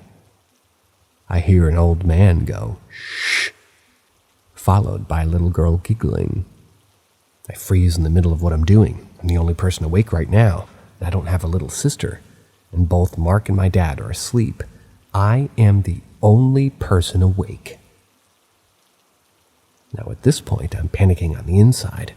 However, I'm trying to keep my composure on the outside, turn off the water in the sink and walk to my parents' bedroom. I then shake my dad awake and say, "Is there anyone else in this house besides me, you, and Mark?" He simply said, "No, there isn't," and just falls back asleep. Annoyed, I walked out of my parents' room and immediately looking down the hallway, right towards the den, and there's nothing at all, just like there should be.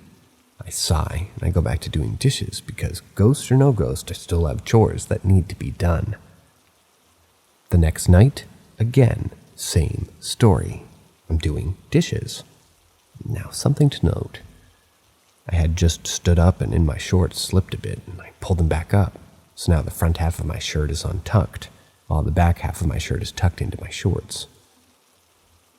As I'm washing dishes, I feel something grab the back of my shirt and pop it. Very similar to the way your mom would grab you and fix your shirt by popping and pulling it out of your pants and shorts. And surprise, surprise, that's just what the fucking ghost did. Untucked my shirt from the back of my shorts. I just simply ignore it and keep doing dishes. But again, inside, I'm extremely terrified. One other incident I forgot to mention. Next to the den, there's a room. We just simply call it the office, like I said above. There's a few things in this room. 2 recliners, the family computer, a mini fridge, and most importantly of all, the router. Now again, it's about 1-ish at night, and the Wi-Fi is being extremely slow for some reason. I groan, get up, and head into the office. Now again, the office and the den are right next to each other, so I never like to go in the office alone, or especially at night. But tonight, I had to. So I go into the office, go to the router, press the reset button, and then sit down on one of the 2 recliners that we have in there while I'm waiting for the Wi-Fi to reset. Now, the office door is usually a twin set of doors that both open the same way, by the way. So there's a small gap between them. And where does that small gap look into? Right into that damn den. So I'm sitting there, and I can't shake this feeling that I'm being stared at, like 2 eyes are looking at me and burrowing into my very soul. I shake my head and try to ignore the feeling, After the Wi-Fi box resets, I head back to my room and lay down on my bed. And that's when I feel it, a red-hot burning pain on my hand. I look down at my hand and there are 3 bright red scratch marks on it. Fast forward a few months. Nothing happens, just the same old feeling that you're being watched. Wherever you go. Until one night, the metaphorical damn final burst. I'm heading to bed. Now this involves making sure that the front and back door are both locked. So first thing I check the front door. It's locked, so I walk down the hallway, reach the back door, and then lock it. I then turn around and I see half a person walking into my den. The lower half. It cuts off right at the waist. Now this person was completely see-through and sort of gray, like the ghost in the Harry Potter movies. So I stand there for a few seconds in pure disbelief at what I just was seeing. I then very quickly walk to my room and shut the door behind me, because everyone clearly knows that ghosts can't follow you into your room, right? The most recent incident was last month. This time, I was not the only person awake. However, I was the only person in the house. My dad was out in the garage working, so I'm standing in the kitchen eating a sandwich. It's important to note as well, my parents' door was open in this story. So I look up from my food for a second, and I see again half a person standing in my parents' room. But this time it's the top half. I look back down at my food. It's only about a half of a second that my brain processed what the hell I just saw. I then quickly look back up and into my parents' room, and there's nothing. No one was there. Now, here we are. In the present day. Nothing new has happened as of late. However, the feeling of being watched at night grows stronger by the day. It's actually gotten to the point where I don't like to be out in the kitchen or anything at night. Also, before anyone asks, no, I am not the only person who's experienced stuff. But my parents and Mark, they have as well. Anyways.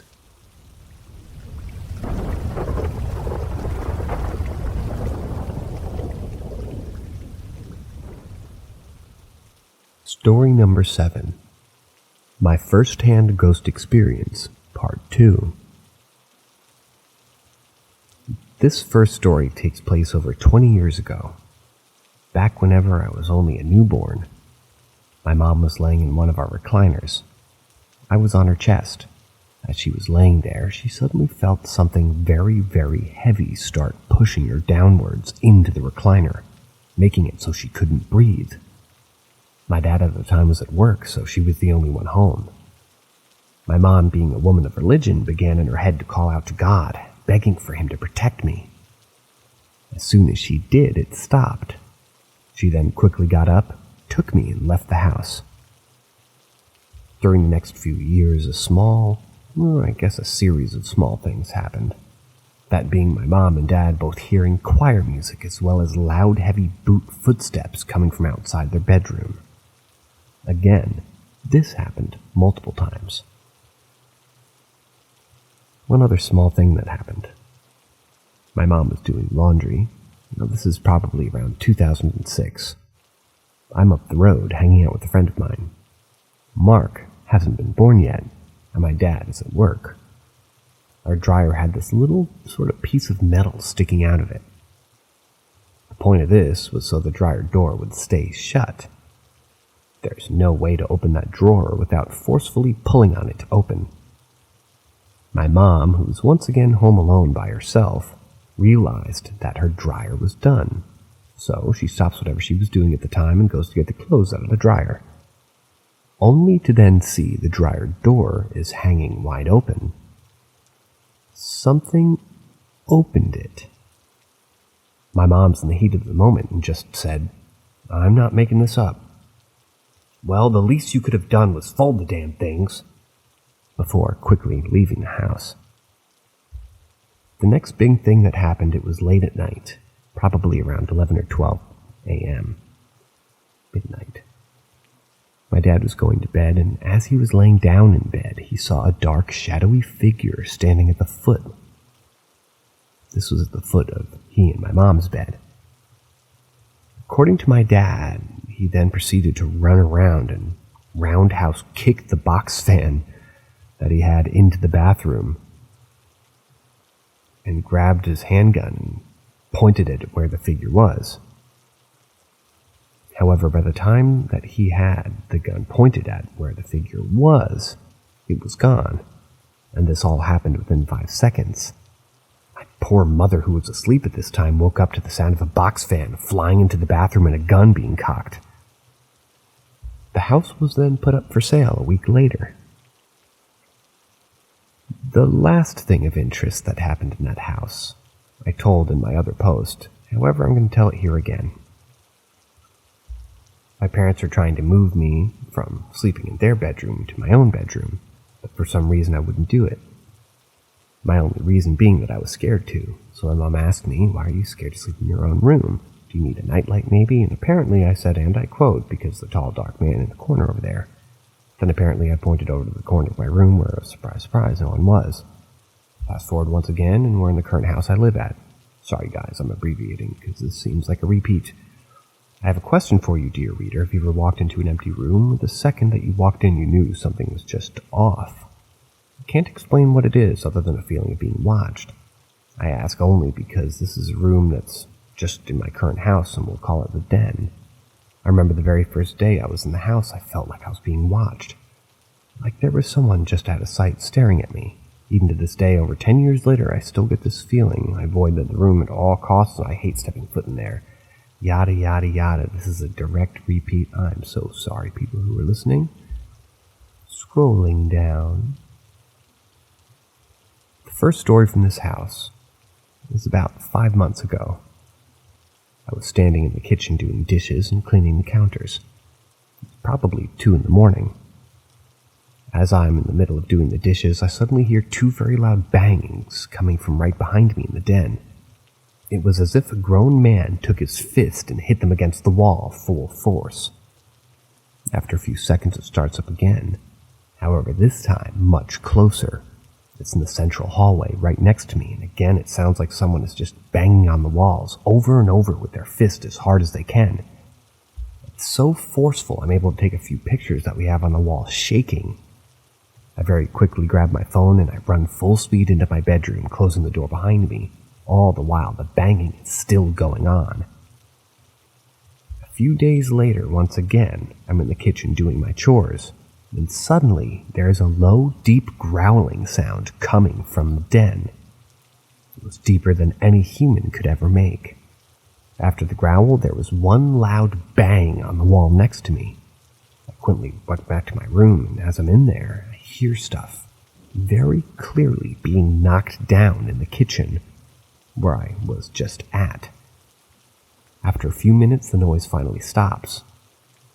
A few minutes later, I stepped out of my room and looked toward the kitchen, where I saw 2 pans laying on the kitchen floor, as well as multiple kitchen drawers having been opened that were previously shut, as well as the pantry door, which was previously open, is also now shut. This will be the final story that personally happened to me. However, it's something that's definitely happened multiple times. One night, I'm laying in bed, when I suddenly feel something get into the bed with me. Now, my first thought is, oh, it's just my cat. Then I remember, wait, no, the cats are outside. Plus, that was far too heavy to be a cat.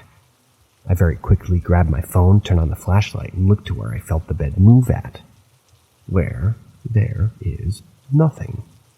I shrug it off as maybe it's just me being too tired. Maybe I'm imagining things. At least that's what I thought.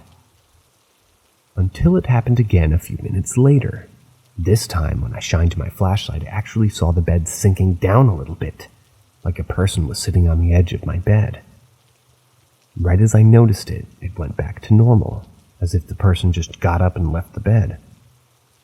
Fast forward to the next night. Same thing. I'm in bed by myself, and I feel like something's about to crawl into bed next to me. Turn and look, and again, nothing. This happened for multiple nights in a row. This also didn't happen to just me. My mom and dad have both experienced the same thing. An experience where it's as if someone is trying to sit on their bed, even though they were alone at the time. Speaking of my mom, these last two stories focus on her. These are very short stories, too. One day, as she was sitting in the living room by herself, she set down her reading glasses to grab a stronger pair. As she was in the middle of putting on her new glasses, the ones she just set down on the table go flying across the living room. She described it like someone swatted them off the table and across the living room. This last story takes place almost a year ago. My mom came home from work one night. Everyone was asleep, and she heard a female voice come from me and Mark's bathroom. The voice just said, "Hello?" She stopped, said hello back, and asked who was in there. When there was no reply, she turned on the bathroom light to find that there was no one in there.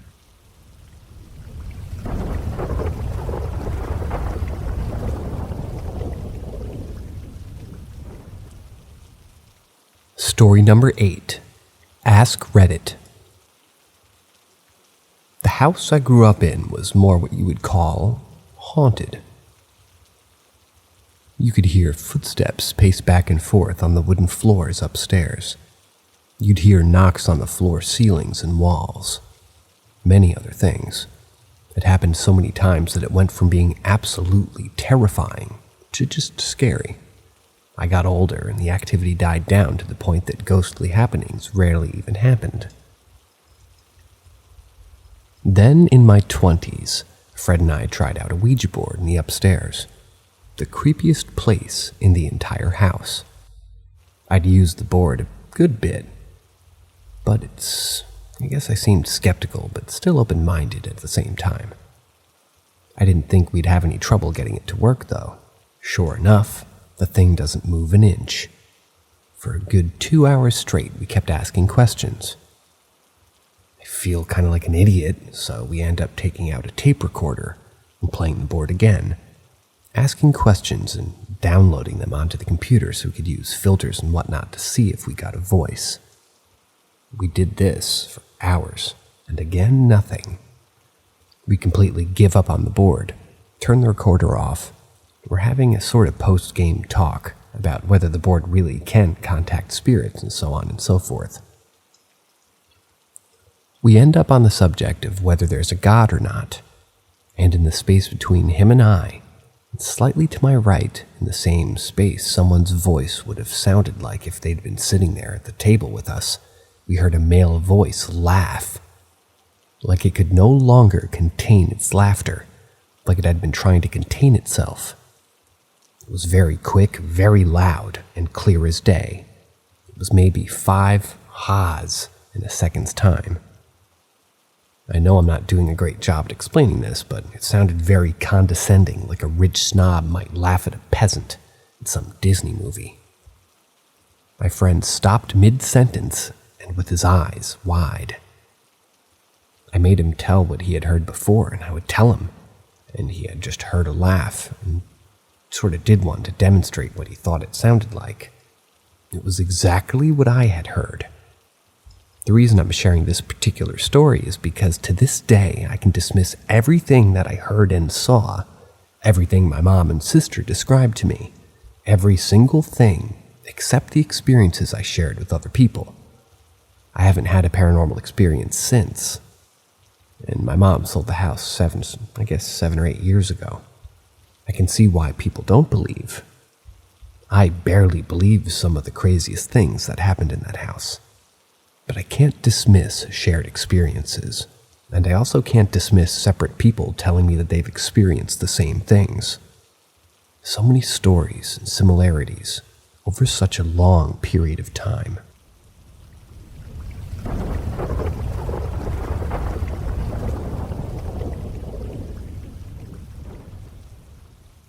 Story number 9. Smoke behind my back. So hey, maybe it's just my mental illness or something completely different.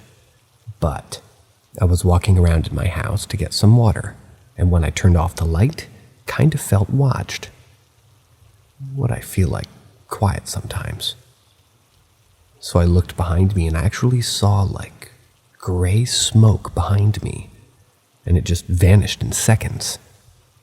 I thought it was from a candle. Maybe I was just walking nearby and blew it out, but it's still burning.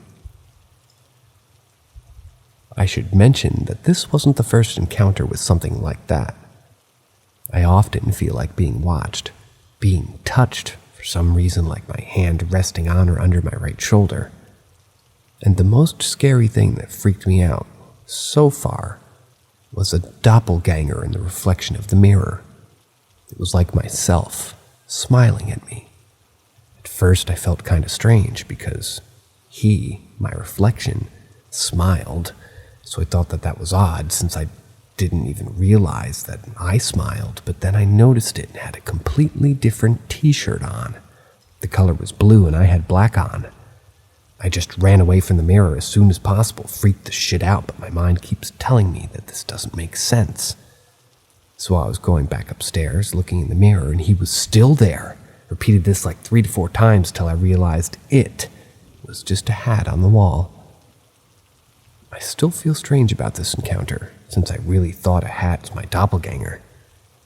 I also don't really want to believe that this was only a hat, since I needed like multiple tries to understand that it's not real and I just saw a hat as a head with my face smiling at me. But when we talk about that smoke, no fucking clue, as I said. Thought it was the candle next to me, but it's still on and there wasn't any smoke over the candle itself. So maybe one of you has an explanation for this stuff. Maybe it's something that's attached itself to me, or I'm just going insane. I have to admit, I thought at first the touching was my grandfather, since it started a few months after he had died. What I can tell you, sir, is sometimes candles will smoke and then stop smoking if there's something wrong with that wick.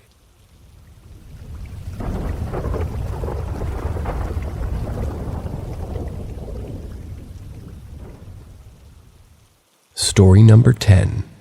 The Pocono Mountain Skinwalker.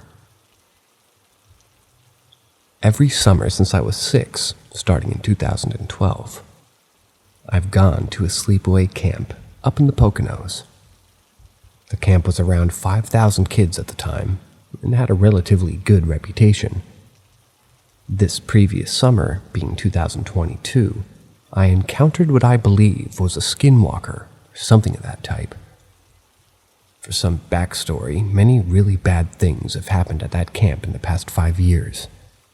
My skate instructor got kicked out and was sent to an asylum for going quote-unquote insane.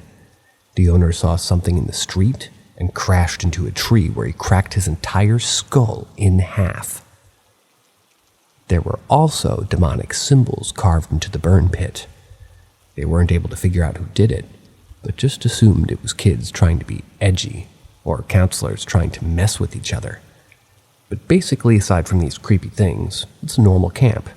Kids do dumb shit like smoke weed, sneak out, hook up, whatever. But a pretty normal experience. So it was my final summer at camp, so I decided to make it worth it. I was going to sneak out as much as possible. So most people just wanted to sleep, so the first few nights I would just sneak out alone and go to this tiny pavilion at the top of the camp for phone reception. There was a tiny path through the woods behind my cabin that was basically abandoned, but it was a really quick way up to the upper field, and I wouldn't have to worry about getting caught, since it's above main camp. For 3 nights in a row I walked up there, and the best way to explain the feeling of walking in the wooded part every night was an impending feeling of doom. I just felt like I was being watched and like I was going to die, but being the rational person that I try to be, I would say to myself, of course it feels like you're being watched. There's animals and bears, all that. So I continued, and on the 3rd night as I was walking, I genuinely felt a sense that I was going to die. I got up to the pavilion, which is on a flat field, and stayed there with my flashlight on. That was until sunrise, and eventually made my way back down to the cabin. The next night, these two guys invited my friend and I to go smoke, so it's 2:30 a.m. and we got ready and headed out.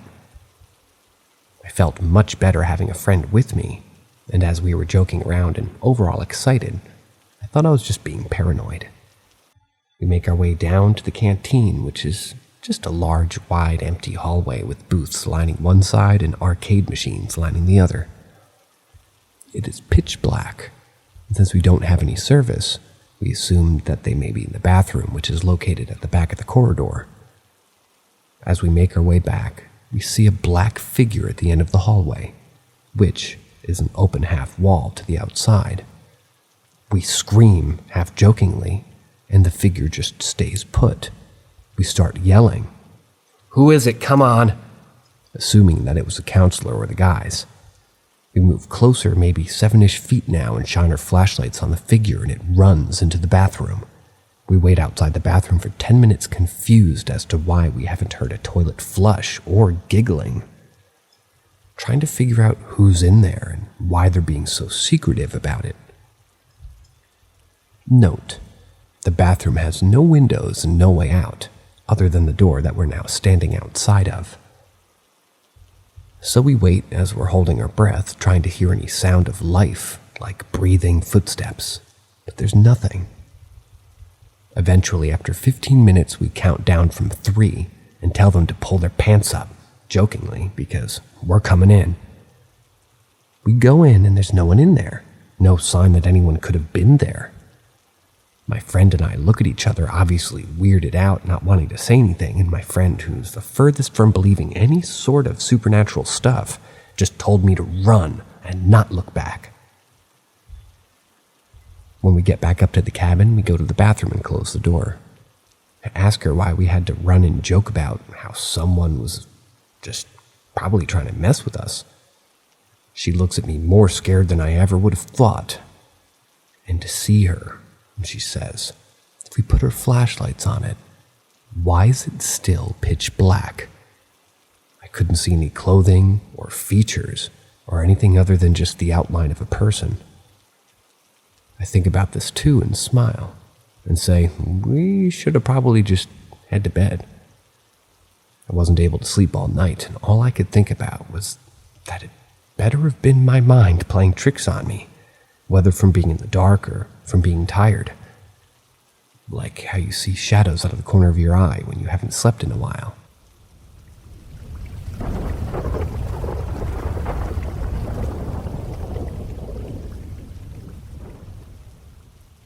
Story number 11. Pocono Mountain Skinwalker, Part 2. Hoping this was an isolated incident, I go around camp joking that last night my friend and I saw a skinwalker. Everyone brushed it off, except for the senior staff members. People who've probably been there 10 plus years, and the owner. They just looked at me, but not like I was crazy, or smoking too much pot like the other people, but like they were genuinely scared. This brings me back to another aspect. When I was younger, people would go treasure hunting in the woods with metal detectors, shovels, you name it. Mark, the owner of the camp, claims back in the 80s a kid took something that had belonged to the camp since the 50s and locked it in a little black box, and that if anyone can locate the box, he will give them $5,000 as a prize.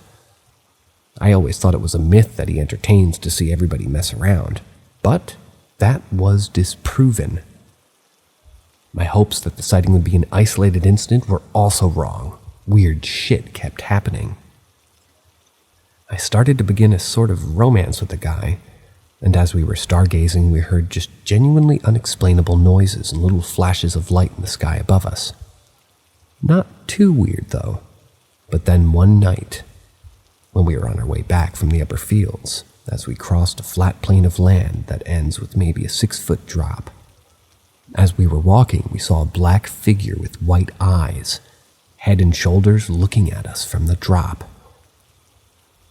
The boy, who we will call Ben, dropped to the ground and brought me down with him. He had us lay flat in the field, and we both were just terrified. This is when I knew that it wasn't a delusion or anything like that, because how could we both possibly react to something at the same time?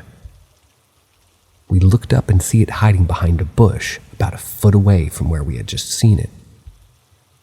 We stood up after about 30 seconds and moved forward, hoping to see a person, or even a bear. That would be more comforting. We run down the same hill that we saw it and continue to run the same direction.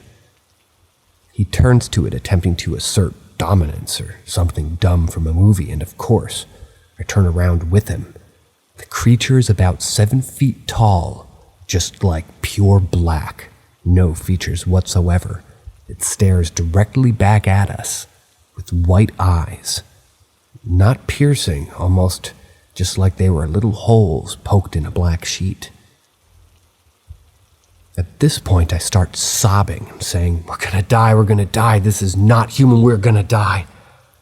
We continue to speed walk backwards while facing the creature, and the creature bends down where there's a little black shadow box and just goes in and poof, it's gone. My theory is it's the same box that the owner has hunted down for, but that could be a stretch. But basically, with still a terrible feeling of impending doom and I'm sobbing, Ben comforts me, just repeating, it was just a bunny, it was just a bunny, it was just a bunny. This went on for a long time. It seemed like he was saying it was more to himself than me. I tried to say there's no way it was a bunny, but every time I started the sentence, he would look at me and say, I know, but we have to just keep walking. He came back to our cabin since he didn't want to walk alone after this, and slept in the bathroom until the sun came up and ran back to his cabin without being caught. The morning after, I tried talking to him, and he was just so out of it. I talked to the friend that he had come to camp with, and he said that they had a similar experience to the first one I had, but they also brushed it off.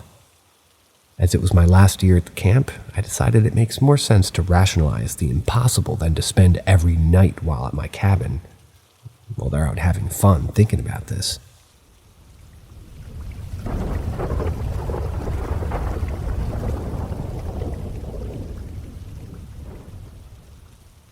Story number 12, Pocono Mountain Skinwalker, Part 3. Sadly, these encounters didn't end. It almost became a normal thing, as mentally toiling as it was from me and my friend. 2 boys that had just made it clear that night that we must stay in lighted areas and never be in a group of less than 3 people.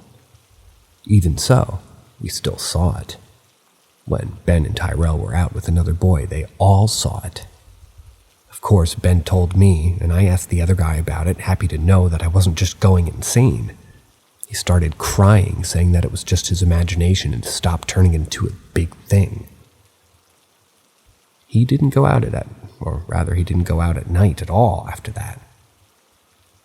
All the sightings at any point past the first 2 nights seemed to blend together. I would just walk quickly inside if I saw it and make sure to stay facing it. The boy Ben brought a switchblade, and another night as we were out stargazing, where there was a street lamp center camp, we saw it again. He pulled out the switchblade, which I thought was idiotic, and the spring that made it flip out broke, and it wouldn't come out. And it was just staring at us again. At this point, I knew that I should not be going out at night, but in a really childish way, I was thinking of it as a mystery, like I needed to solve it, like I was chosen. So I went out alone, even though every bone in my body was telling me not to, and I went into the woods with my flashlight, a cross, not even religious, and was hoping to get answers. Maybe, or if I didn't see it, maybe even after everything I would be able to brush it off. But sadly, I did see it. After waiting in the forest that I originally walked through with my flashlight and yelling to keep away bears, I turned my flashlight off, said a prayer I remembered from when I was younger, and went silent. 5 minutes went by, nothing. At this point, I was about to piss myself as I reached for my flashlight. I saw it again, black figure piercing white eyes, not doing anything or really even moving, just watching. I walked back to the cabin saying the prayers, and although I know for a fact that it was following me for some time, since I could sense it, I realize I sound crazy, but if you were there, you would know.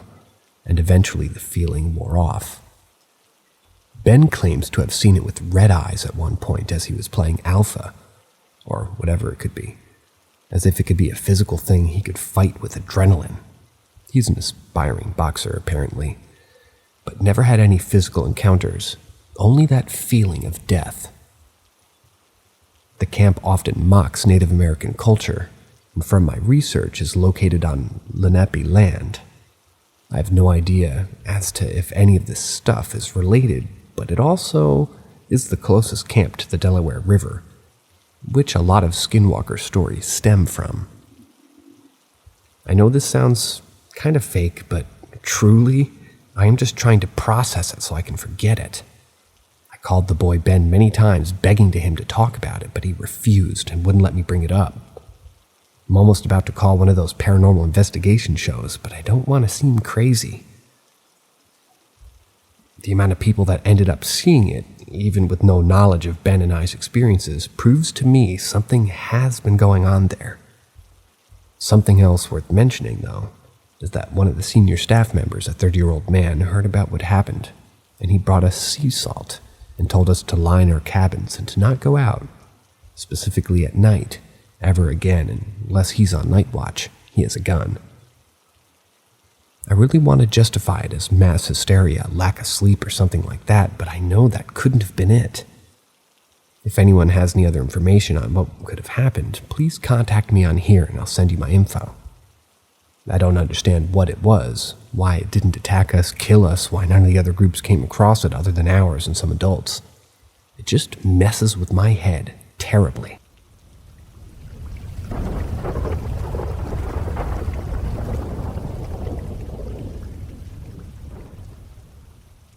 Story number 13.